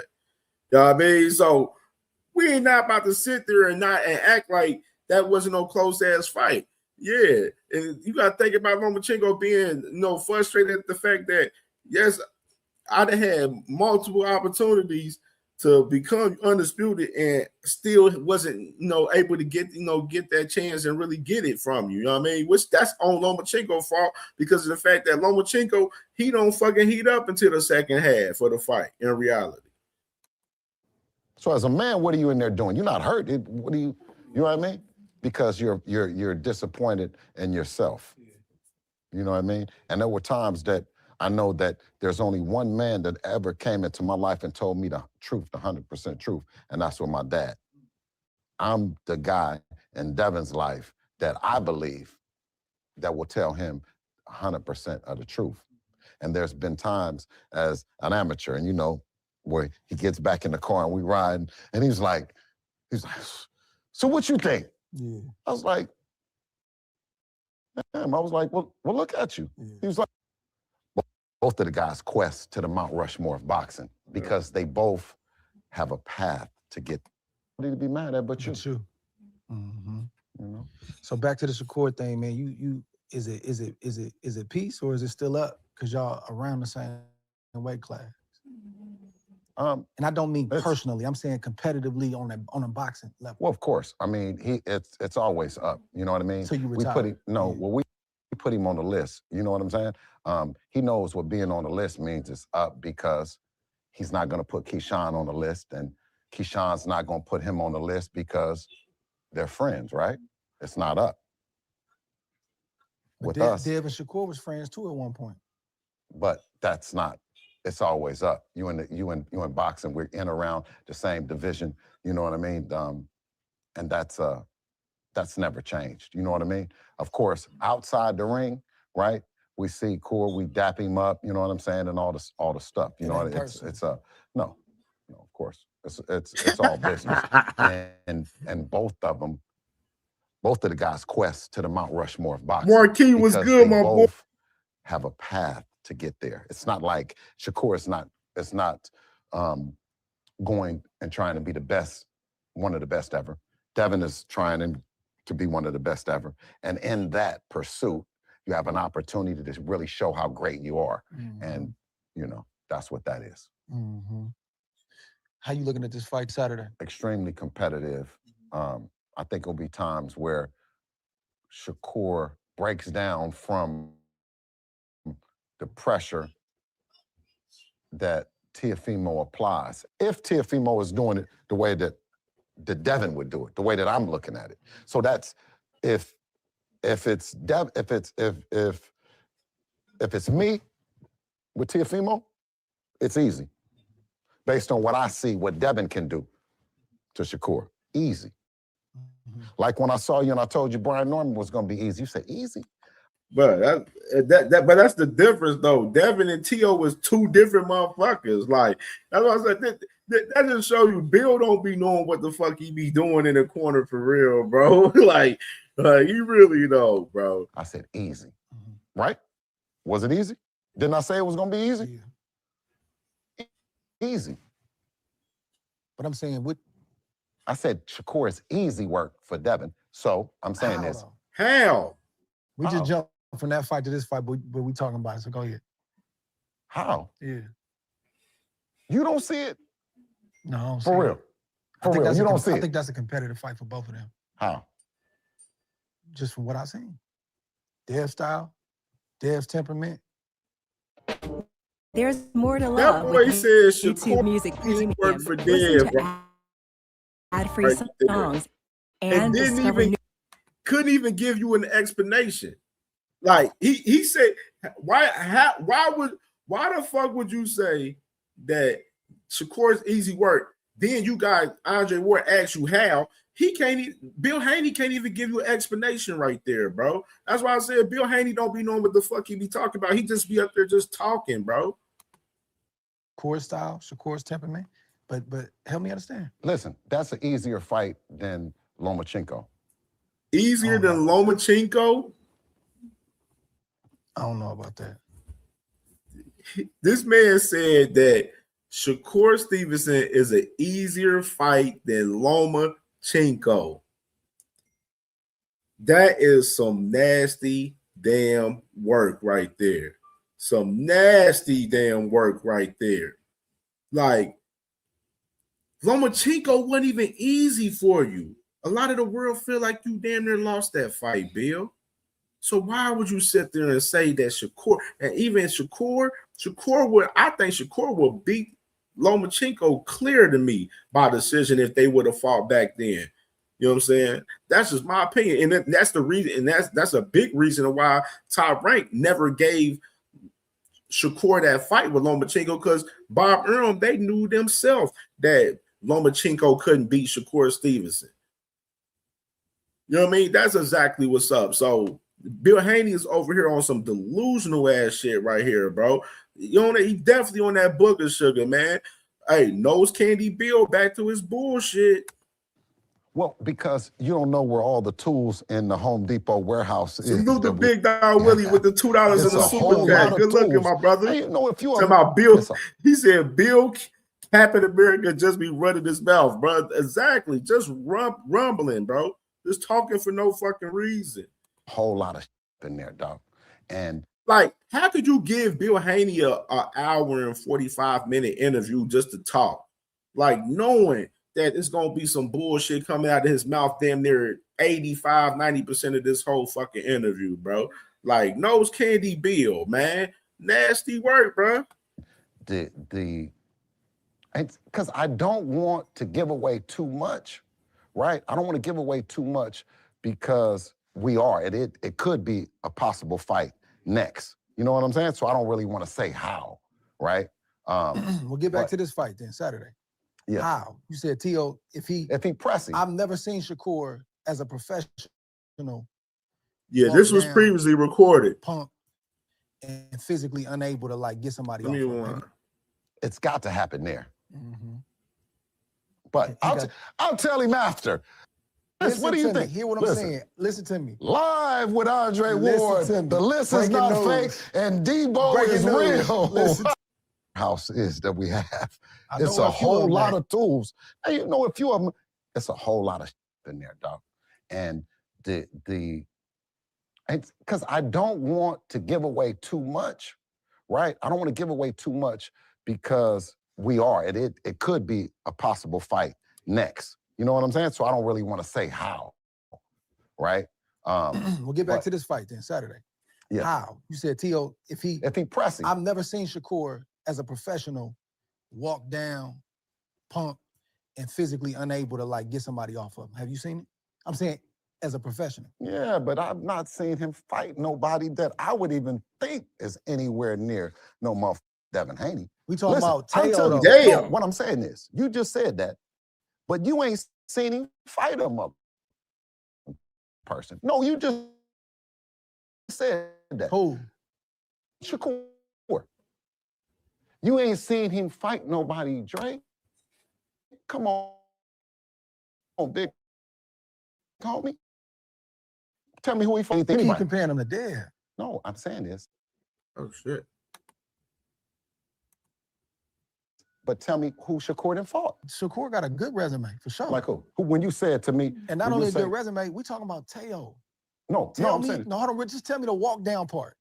When I say I ain't never seen Shakur Stevenson walk down and pump and physically unable to get somebody off of him or box somebody. If you go look at the sparring, if you go look at the sparring with him and Dev was walking him down. That, though? But I'm saying, did you see, was Dev walking him down? I didn't watch that. I seen clips. I ain't seen the whole thing. What about you? You seen it? Not the whole thing? You seen any part of it? Crush was good, brother. It's still up. Who? It's still up. He's on the list. Yeah, I didn't know. What the Listen He's to on me. the list. What do you think? Hear what I'm saying. Listen to me. Live with Andre Ward. The list is not fake, and Debo is real. Listen to me. Listen to me. When I'm watching both of them, it's like it be up, where it's like it's active. The funk is active, and then it get quiet. And then the weight class. I know the weight class, depending on what's put on the table, that could shift, whatever. When I'm looking at it, I'm like it's quiet right now. No, when you put Shakur Stevenson's name on the list, a guy that has a hell of a team, a guy that has a hell of a coaching, hell of a management team and a hell of a coaching team, right? He has a hell of a fan base. He has all of that. You know what I mean? Ain't nobody else put him on the list. So it's still a list. I ain't know it was a list. That's why we gotta have live on Andre Ward. That's why we gotta have these conversations. I didn't know. It's like this Bill talk about this this dumbass list right here, bro. You know what I'm saying? And the thing is, Xander Zayas ain't even on the list. You said Xander Zayas is honorable mention, but that's the fight that y'all going after the most right now currently. So is the list worth shit if y'all not going after a guy that's not on the fucking list? Because Xander Zayas ain't even on the fucking list. Like, let's make this let's please make this make sense. Like this, that's why I said I don't understand how y'all be letting Bill Haney infiltrate y'all mind and say the bullshit that he be saying, bro. Like, you know what I'm saying? This whole mysterious bullshit ass fucking list. Like, dumbass shit. To the list. What do you think happened to the list? We just knocked off Brian Norman, who was on the list. So what do you think happened to the list? That's why I got to ask these questions. The list stands, and that means you can't run from it. Nobody can run. Hold your hands up. Put your hands up. Freeze. Freeze. Tell me about the fight. How Teo gonna walk him down? Well, if he had a jab, he could. You know what I mean? You got to start with the jab. When you talk about Devin, you talk about the fighter with the best jab in boxing. He throws it from everywhere, up, down. You know what I mean? So it's got to happen there. Mm-hmm. But I'll tell him after. I'll tell him after. If he want to let Shakur, if Dre come and tell you what to do, just think about it. I told him. Yeah. I thought they was pushing peace, man. It's up.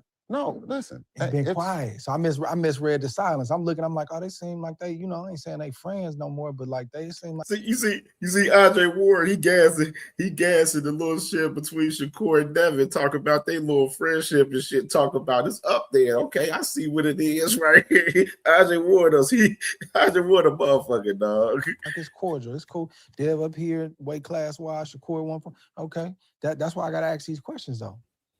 You follow me on social media? Did you see what I just posted? Dev reposted? Okay. Go follow me, Bill Haney _, and you'll get a chance to see the latest heat coming from Debo Dev. Huh? Debo Dev. Well, I mean, I just said that. I can't call him no Debo Dev, bro. Like, real shit. That's why I've been calling Debo Dev, bro. Until further notice, bro. I can't do the Debo Dev shit. I can't do it. That shout out to Turkey Al-Sheikh, who's with Devin. There's no boxing protection programs. There are no narratives that fights can happen. You know what I mean? And that is what it is. You know what I mean? With the WBO belt at 147 belonging to Devin, and I think T.O. has the WBO belt at 140, right? You're not able to tell a champion from 140 that they can't come up and fight you, right? You can't tell a champion at 154 that Devin can't come up from 147, correct? Correct? Can you come up and challenge from 100? I'm listening to you. 47? Yes, I'm listening to you. Live on here. If they don't want to get it, Devin to go up to 154 and put it on Xander. How about that? 54? 147 pounds, WBO 54? Champion. Stepping up to 154. I didn't stutter. He will go up there and whoop Xander Zayas under the assumption of what I'm describing can happen for a champion in a division wanting to step up. Now, let me pause you right here. For one, you know that Mr. Bucenis has the WBA interim title. Xander holds the WBA title at 154. Bucenis would get that position and shot, in my opinion, before Mr. Devin Haney would, with him just being, the WBO champion at 147 and then challenging his position. Yes, he could do that, but Boots Ennis can push his position too as well. And like I said, you got Xander, he's looking at Josh Kelly and he's trying to unify up right now. And I don't even think Top Rank care for Xander to even fight fucking Devin Haney. That's why I've been saying this whole entire time when they've been mentioning Xander's name, I feel like it's been a waste of time because I don't think Xander and them is even concerned or even caring about Devin Haney at this moment right now. You know what I mean? That's just my personal opinion. You know what I'm saying? But, you got Bill talking about Earl Spence and talking about, after they beat Xander, they want to fight Earl Spence and shit. Like, no. How about y'all fuck with y'all motherfuckers? Since y'all moved up to 154, fight Boots Ennis. That's what I want to see. The most lucrative and the most best fight for Devin Haney at 154 is Boots Ennis. And nobody can't tell me otherwise than that shit. And we know damn way they ain't gonna call for that fight. Correct. I mean, I'm asking you because you've been around. You my big homie in this. And not with them belts though. I don't play with them sanctioning bodies like that. I don't trust them. I don't believe in them. I don't, it's just okay. That you would know more than me. Okay, I don't go to the functions every year. I never been to one. So you can tell me more than I can tell you. Well, they did give me the manager of the year in 2023. So the BO? The BO? Yeah. No, the BWAA, Boxing Writers Association of America. But in all seriousness, Dre, it's to my understanding that a champion in a division as the 147-pound champion could petition to the same sanctioning body that he's a champion, that he wants to move up and become the mandatory challenger. And still maintain his status at the lower weight. That's what you're saying? Not lose that belt when he go up. Now, that's what I might not be 100% confident on my answer on that. You know what I mean? But it's so many moves for really know how to fight, man. It can really go that has the style, right? That now, the one thing about Dev that's different is he fits everybody. And when I had the meeting, I said, this is gonna be the last time these folks are going to bet that Devin's mentally.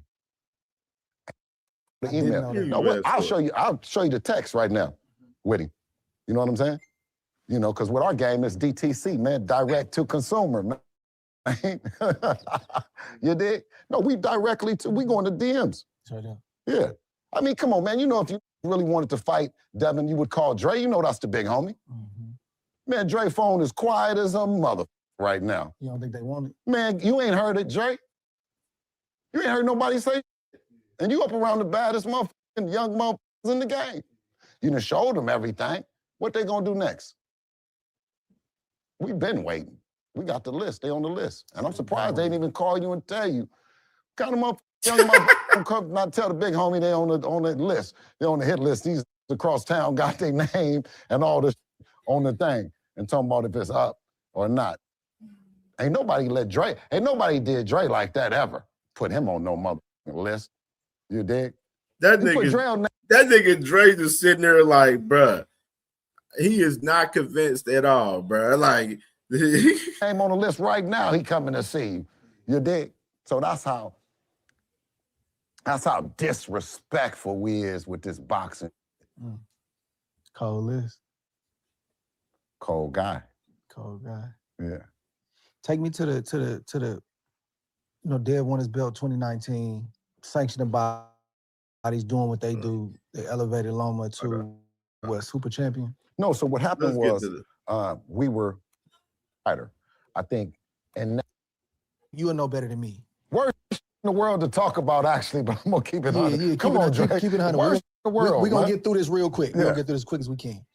But we gotta talk about it though. Yes. 2024, like Ryan was on some other stuff, right? Like in terms of his approach, I don't know if he was really crazy, playing crazy, but the build-up was awkward and different.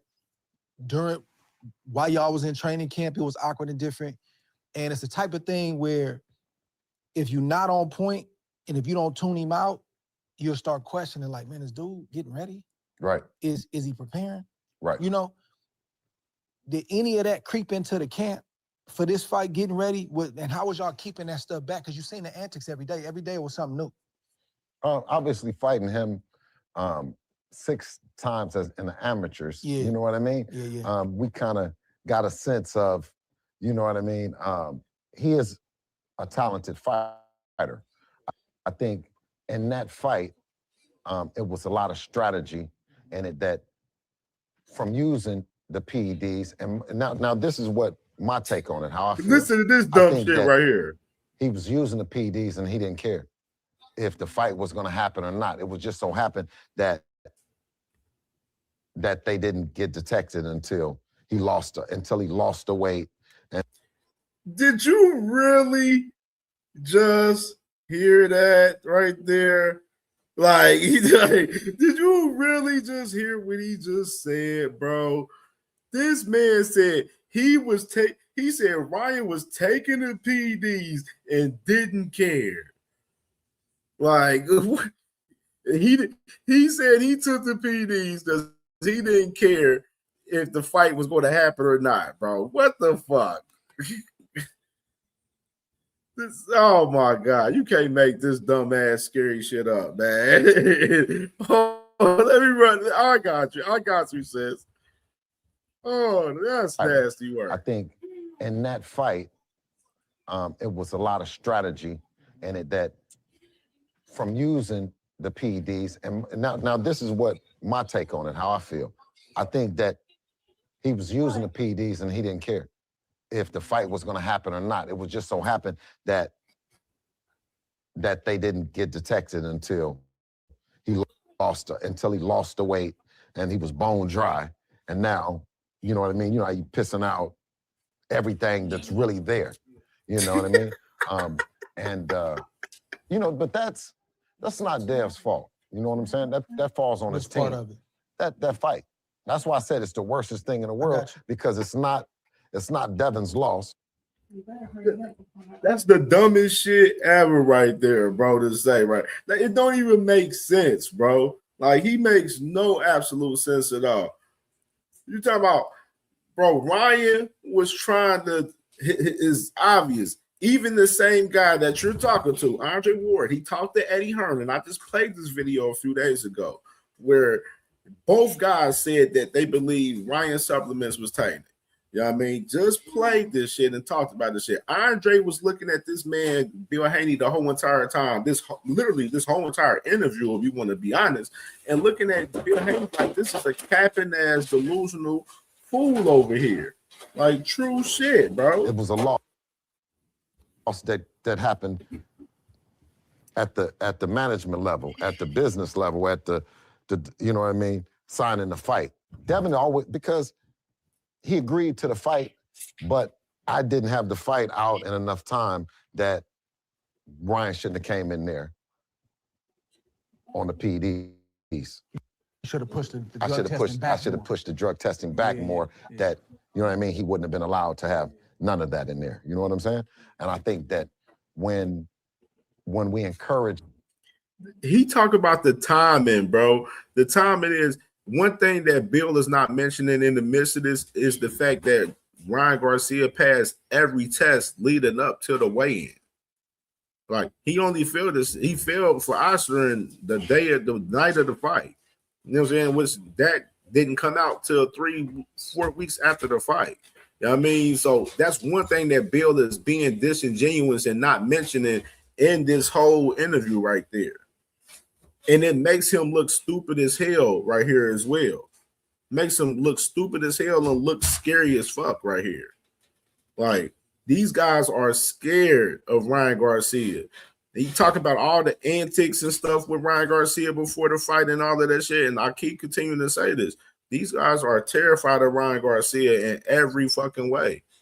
You know what I'm saying? And it's nasty work to see in 4K for real. Like, this is some delusional, scary ass shit behavior from motherfucking Bill Haney.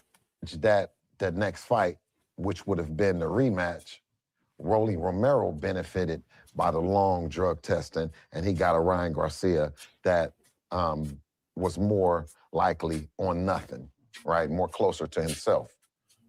But the Ryan Garcia now, I don't know, Dre. He says that they got the real Ryan Garcia when he fought Rolly Romero, and talk about the Ryan Garcia now, because he's claiming that Ryan Garcia is acting up and starting to act different and shit going into this fight with Mario Barrios and shit right here. Right. The man looking like he might be. That's the elephant in the room. See, that's the thing is, when this happening like that, when it was happening to us, like it's happening to Mario Barrios, we laid back. And Mario was training just like Deb is training. But And then Bill still ain't hold himself 100% accountable for the situation that with the business with Devin Haney and Ryan Garcia, because Bill Haney and Devin Haney, they had the choice to not fight Ryan Garcia once he didn't make weight that day, but they was naive. They was saying that fucking Ryan Garcia is a C+ fighter. They gonna get him the fuck out of boxing. He pussy, all of this shit. They was popping their shit. They took the $650K from Ryan and everything. You know what I mean? So that was on Bill, and Bill still is not holding himself 100% accountable for the business that happened between him and Ryan Garcia in particular in that fight. Still not holding themselves accountable. Still not holding them accountable as far as the business in the ring as well. You know what I mean? It actually falls on Mario's team to figure what that is and how that's going to play out. That fair. Like him explaining it, saying that Mario Barrios and stuff, they got to be careful of shit. It just shows you how scared shitless they are as Ryan Garcia right there in particular, dog. On me, that, you know what I mean? Because I put Devin in there with a fighter that was on some.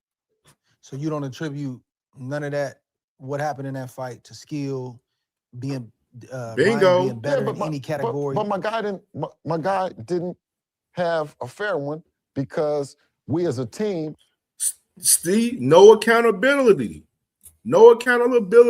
from Nose Candy Bill. None whatsoever, bro. Like, and this is why I said this shit where they can't be real with themselves. This is where when they fight a real one, they're gonna get their ass beat. Why? Again. Let him down. They too naive, man. With a guy that's on some, you know what I'm saying? So we gotta, we gotta stand up and be accountable for what our actions was. I mean, like I can say, we pitched a hell of a performance in Brian Norman in the fight. Right? We did great in the negotiation. We did great in the Lomachenko, but I didn't do a great part in the Ryan Garcia fight. My guy stayed. Yeah, Ryan Garcia was a cherry pick gone wrong. Yeah, you cherry picked Jose Ramirez, and y'all knew in reality y'all was going to beat Brian Norman Jr., you know what I'm saying, in reality, you know what I'm saying? Ryan Garcia was a cherry pick gone wrong. And y'all ass is still suffering from that. And to me, in my opinion, they still suffer from this Ryan Garcia shit. That's why it makes no sense to me that you got Ryan Garcia out here vowing to retire Devin Haney, and these guys not seeing that. They acting like that shit didn't even exist. If Ryan Garcia wins Saturday against Mario Barrios, the boxing coach is going to be asking for that fight even fucking more. You know what I'm saying? And it's like, it's going to be questions upon them for why the hell Devin Haney won't fight Ryan Garcia since he got a title now. That's going to be the question that's going to be asked after Saturday night if Ryan Garcia beats Mario Barrios. People is going to be clamoring for that fight even more. And Turkey Al-Sheikh, he rocks with Ryan Garcia. He a person that'll be like, hey, I might want to put this fight on fucking next. Ryan has expressed that he wants to fight. The only two people that saying they don't want to fight is Mr. Bill Haney and Devin Haney. But you're going to see Bill capping this shit right here and say that he wants to fight. Stay down with me. You know what I'm saying? Because I did the best I could. But learning on the job means that sometimes. Oh yeah, Shawa, you already know they was definitely leery of the Norman fight. We know that. We don't gotta break the timeline. We done cooked that already too many times, sis. We got to push the fight out. And one thing I did with Brian Norman is he gonna talk about it right here with the test. They was weary, especially because they made Brian Norman do fucking 8 more weeks of testing. You know what I mean? Not even that. Matter of fact, 12 more weeks of testing, actually. Said, okay, so as soon as y'all want to announce this fight, we gotta go. We gotta go. Yeah. And I caught a lot of flack for that. But it was the right thing to do based on what I had already experienced. Y'all made Brian Norman do extra testing because y'all was fucking terrified from the Ryan Garcia fight, and y'all knew Brian Norman had some power and had some skills and believed that he was possibly a threat to y'all in a sense. You know what I mean? So y'all made him do extra testing. You know what I mean? And y'all being cautious on shit from the Ryan Garcia fight. But at the same time, y'all didn't keep that same energy with motherfucking Jose Ramirez. Y'all ain't make him do extra testing. We done already talked about this already leading up to that fight. I mean, the energy got to be reciprocated all over the board for everybody if y'all going to be on that type of time. Now, I pick and choose who you want to be on that shit with. Experience from a business perspective. Now, with Ryan Garcia, his fight didn't get announced to 1 month out, right? But when they did the full final announcement, it was like a month away from the fight. So what does that say about when they started drug testing? Yeah, I can't call it. Yeah. But I want to stay here a little bit longer, man, because I do think, Bill, it's important, right? To like talk about the youth, you talk about the youngsters, like they got to hear how y'all navigate through these choppy waters. You know what I'm saying? We sell them a dream that it's always going to be a mountaintop if you work hard. Now, you can work hard sometimes and still not make it up there. Yes. Or you're going to hit some rough spots on the way up. And you might drop a little bit and you got to dig your way out of there and come back up. So I think it's important, man, if you can, to really, you know, as we talk through this fight, because, you know, people need to hear how y'all got through this. You know what I'm saying? Like even how you cope. I see you freaking fly that dumbass fucking comment you made talking about why the fighters, yes, we want the fighters to test. All the fighters should be tested. Fucking Ryan Garcia's testing. Y'all are the ones that scared shitless and asking about testing when these guys are being tested, bro. Coach Devin through that fight. Like, how are you separating being a father, that's my baby, I don't care how old you are, how many titles you win, versus this, I need to coach you through this. You know what I'm saying? Dev got hurt early in that fight, right? I think he got exactly, dropped. Yes. And one thing I respect about Dev, never turned. He could have easily leaned in and said, oh, I can't do it. Yes. And I believe you would have stopped the fight. Yes. As that fight is playing out, what are you thinking? What are you telling him in the corner? Because they didn't go to the corner very often, from what I remember. How are you as the coach and the captain leading him through these waters right now that he's dealing with? Obviously, he chose to fight a style, right? Because you know that you can have a game plan and a fighter might see something else. I'm saying Devin has a whole warehouse. He's the boss up in there. We go in there with a game plan, but the game plan sometimes isn't executed, you know what I mean, to the fullest, that you have to adjust the game plan based on when emotions get involved. He became, you know, real emotional about the fight. He wanted to stop him. He wanted to stand there. He wanted to be in the pocket. But see, Bill, let's correct you right there. Correction. You, before the fight, told the world that you was going to send your son in to kill Ryan Garcia.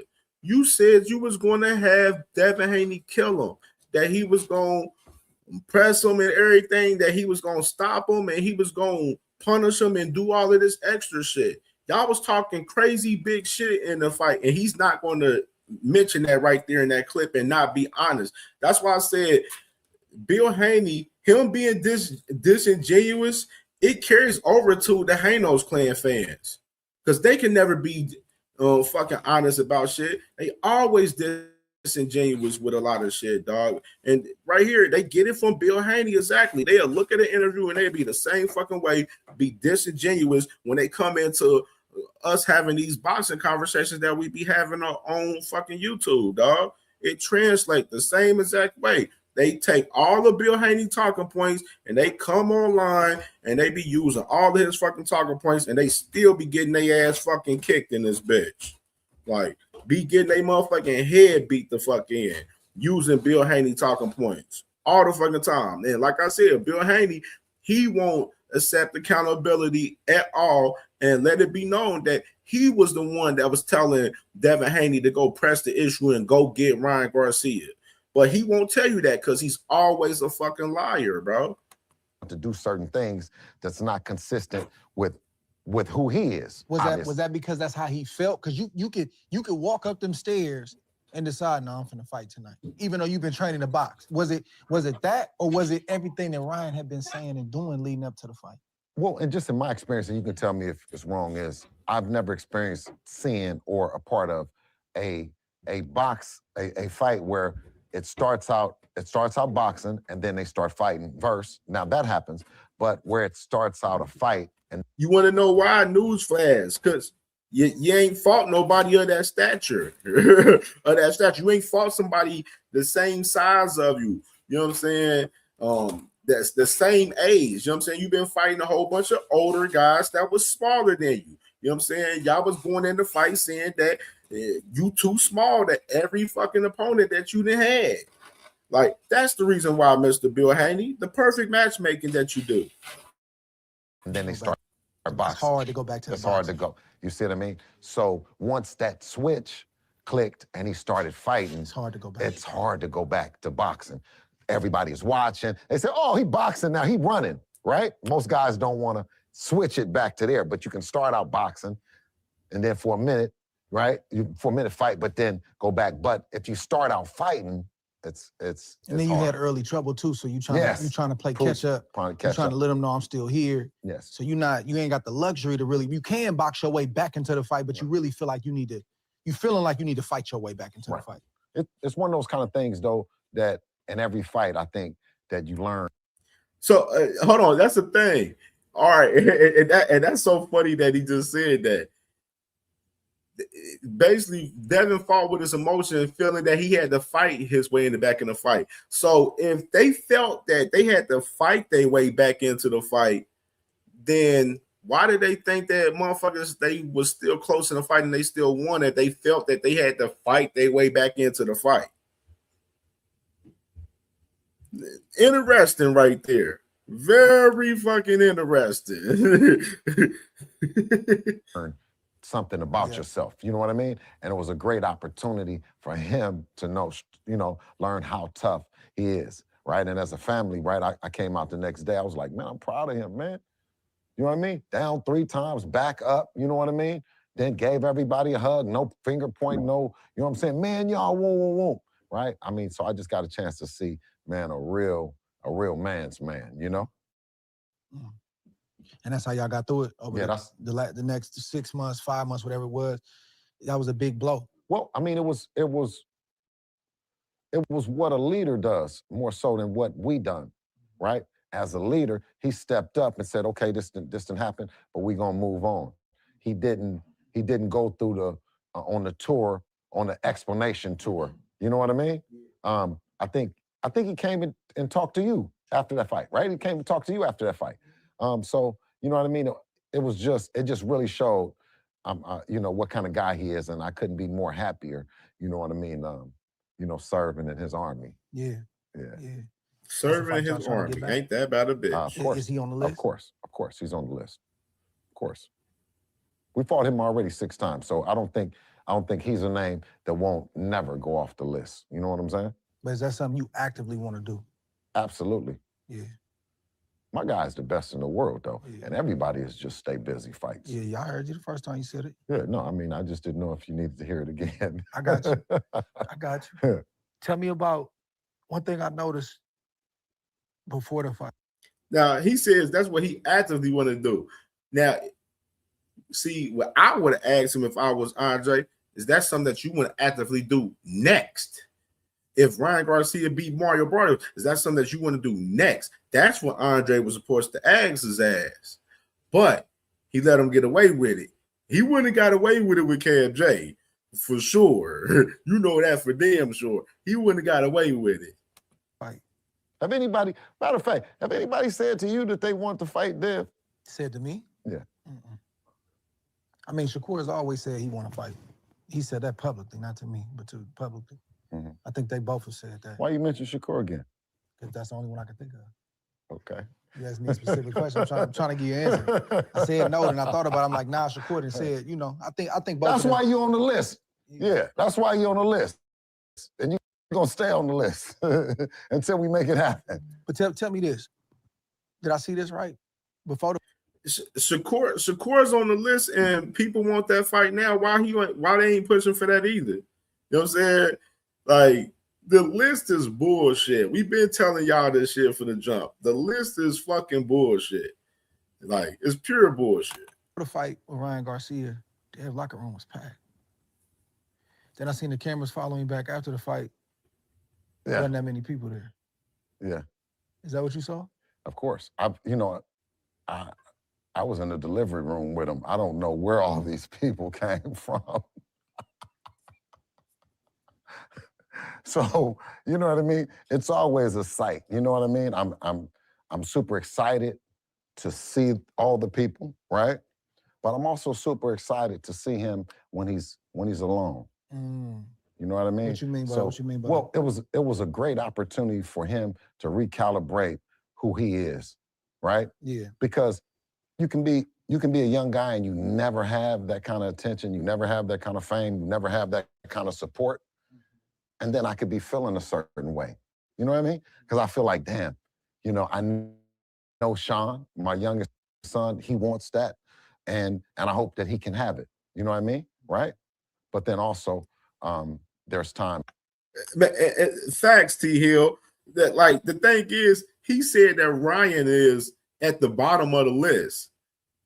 So how could you want this fight next or soon if you got Ryan number 9 or 10 on your fucking list? That fight should be number 1 on your fucking list.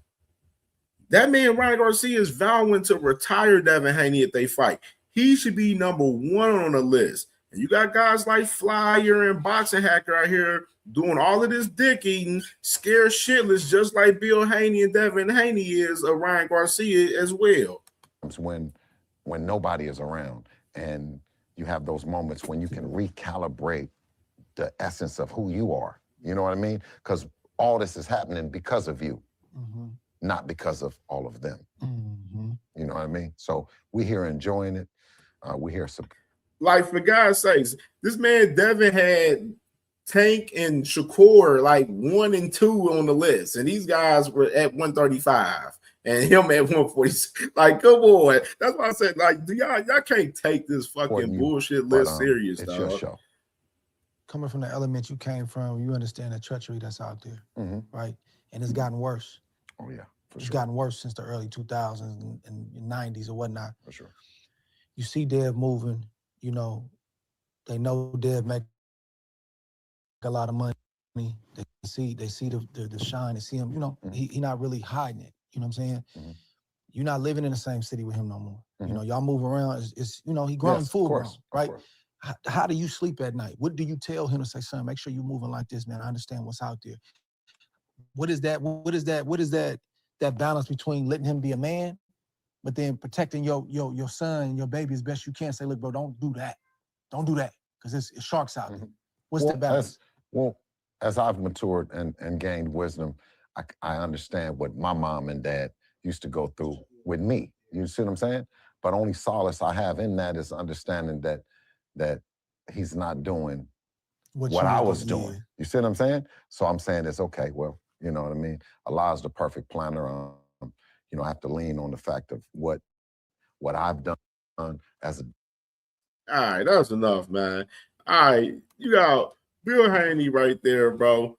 A lot of fucking capping, bro. A lot of fucking capping from Mr. Bill Haney, bro. Or this shit. Talk about the list. He's still scared shitless of Ryan Garcia. You know what I mean? It's just a whole bunch of nasty work. And this is my thing, man. My thing about these two guys is with Devin and Shakur, you got the boxing culture asking for this fight right now. And it seemed like both of these guys are trying to do their own thing, fighting other guys in retrospective rather than coming together and fighting each other right now. You know what I'm saying? Which is, like I said, I'm about the matchups, bro. Devin and Shakur would be a great matchup. Devin and Bill Haney, they done talked about fighting Keyshawn Davis. They was talking about, they was in the DMs talking about, Keyshawn Davis and stuff. Keyshawn Davis, he been last 3-4 days trolling Devin Haney. You know what I'm saying? Popping his shit. No response for real to him in reality. You know what I'm saying? Call Keyshawn Buff. Why are y'all asking Keyshawn to hit y'all up about the fight? Y'all the A side in the fight. Y'all need to be contacting him. Y'all need to be sending him some paperwork or whatsoever. You know what I mean? That's what I'm just saying. And right there, it's just a lot of questions with some of these fighters, man, in the game, man, in general, and man, and you got it with Mr. Bill Haney and Devin Haney in general. With them guys, I feel like the fight they should be pushing for is Ryan Garcia. You know what I'm saying? If Ryan Garcia wins this week, Ryan Garcia definitely has to win Saturday. You know what I'm saying? He definitely got to win this Saturday for sure.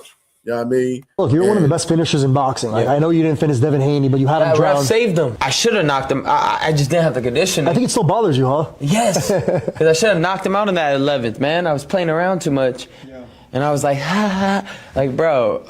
Man. But next time, that next time, buddy, you won't have a next time. I'm finishing you. You will never box again if we fight again, and you know that. And I have vowed to that. If we fight again, you will never box again. I promise you that.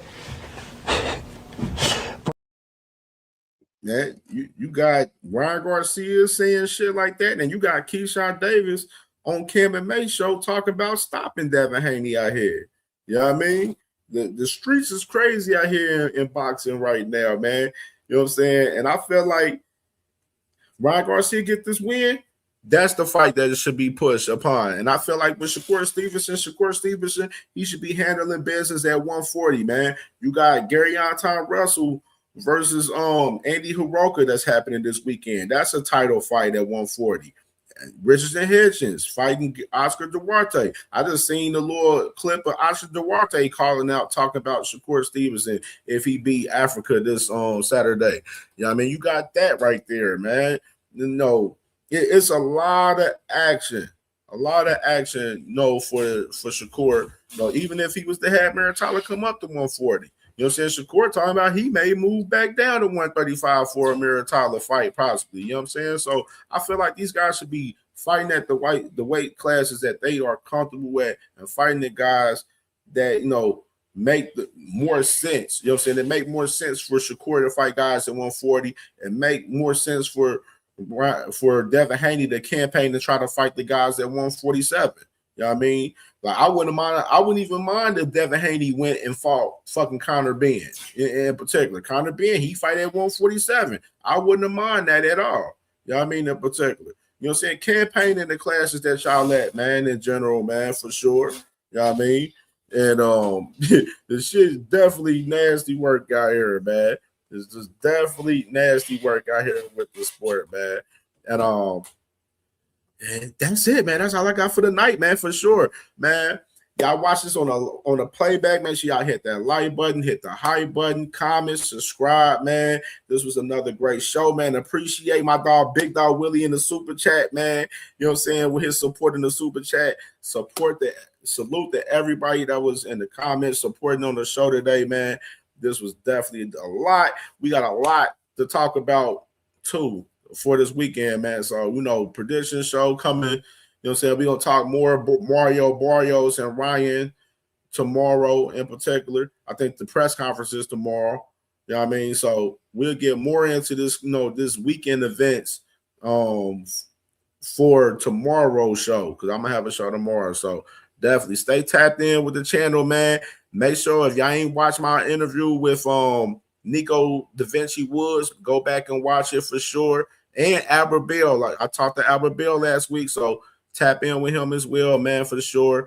Man, we are working, man. We are working. We are definitely active out here for sure. Yeah, Tay, I'm a tomorrow, Gary Anton Russell. I'll be reacting to Gary Anton Russell interview. He got a couple interviews I'm gonna react to tomorrow on tomorrow's show for sure, man. So we definitely active, man. Much love, peace, and prosperity to everyone today, man, for sure. This was another great show, and we will be back at y'all tomorrow morning. I will see y'all later. Y'all have a great night. Peace.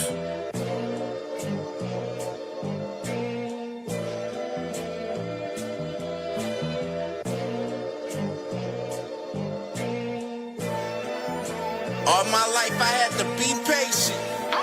Like Meek Millie, I was dream chasing. Finger to the law when I see haters. Oh, the feeling when you tell your niggas we made it. Ooh, baby. Ooh, baby.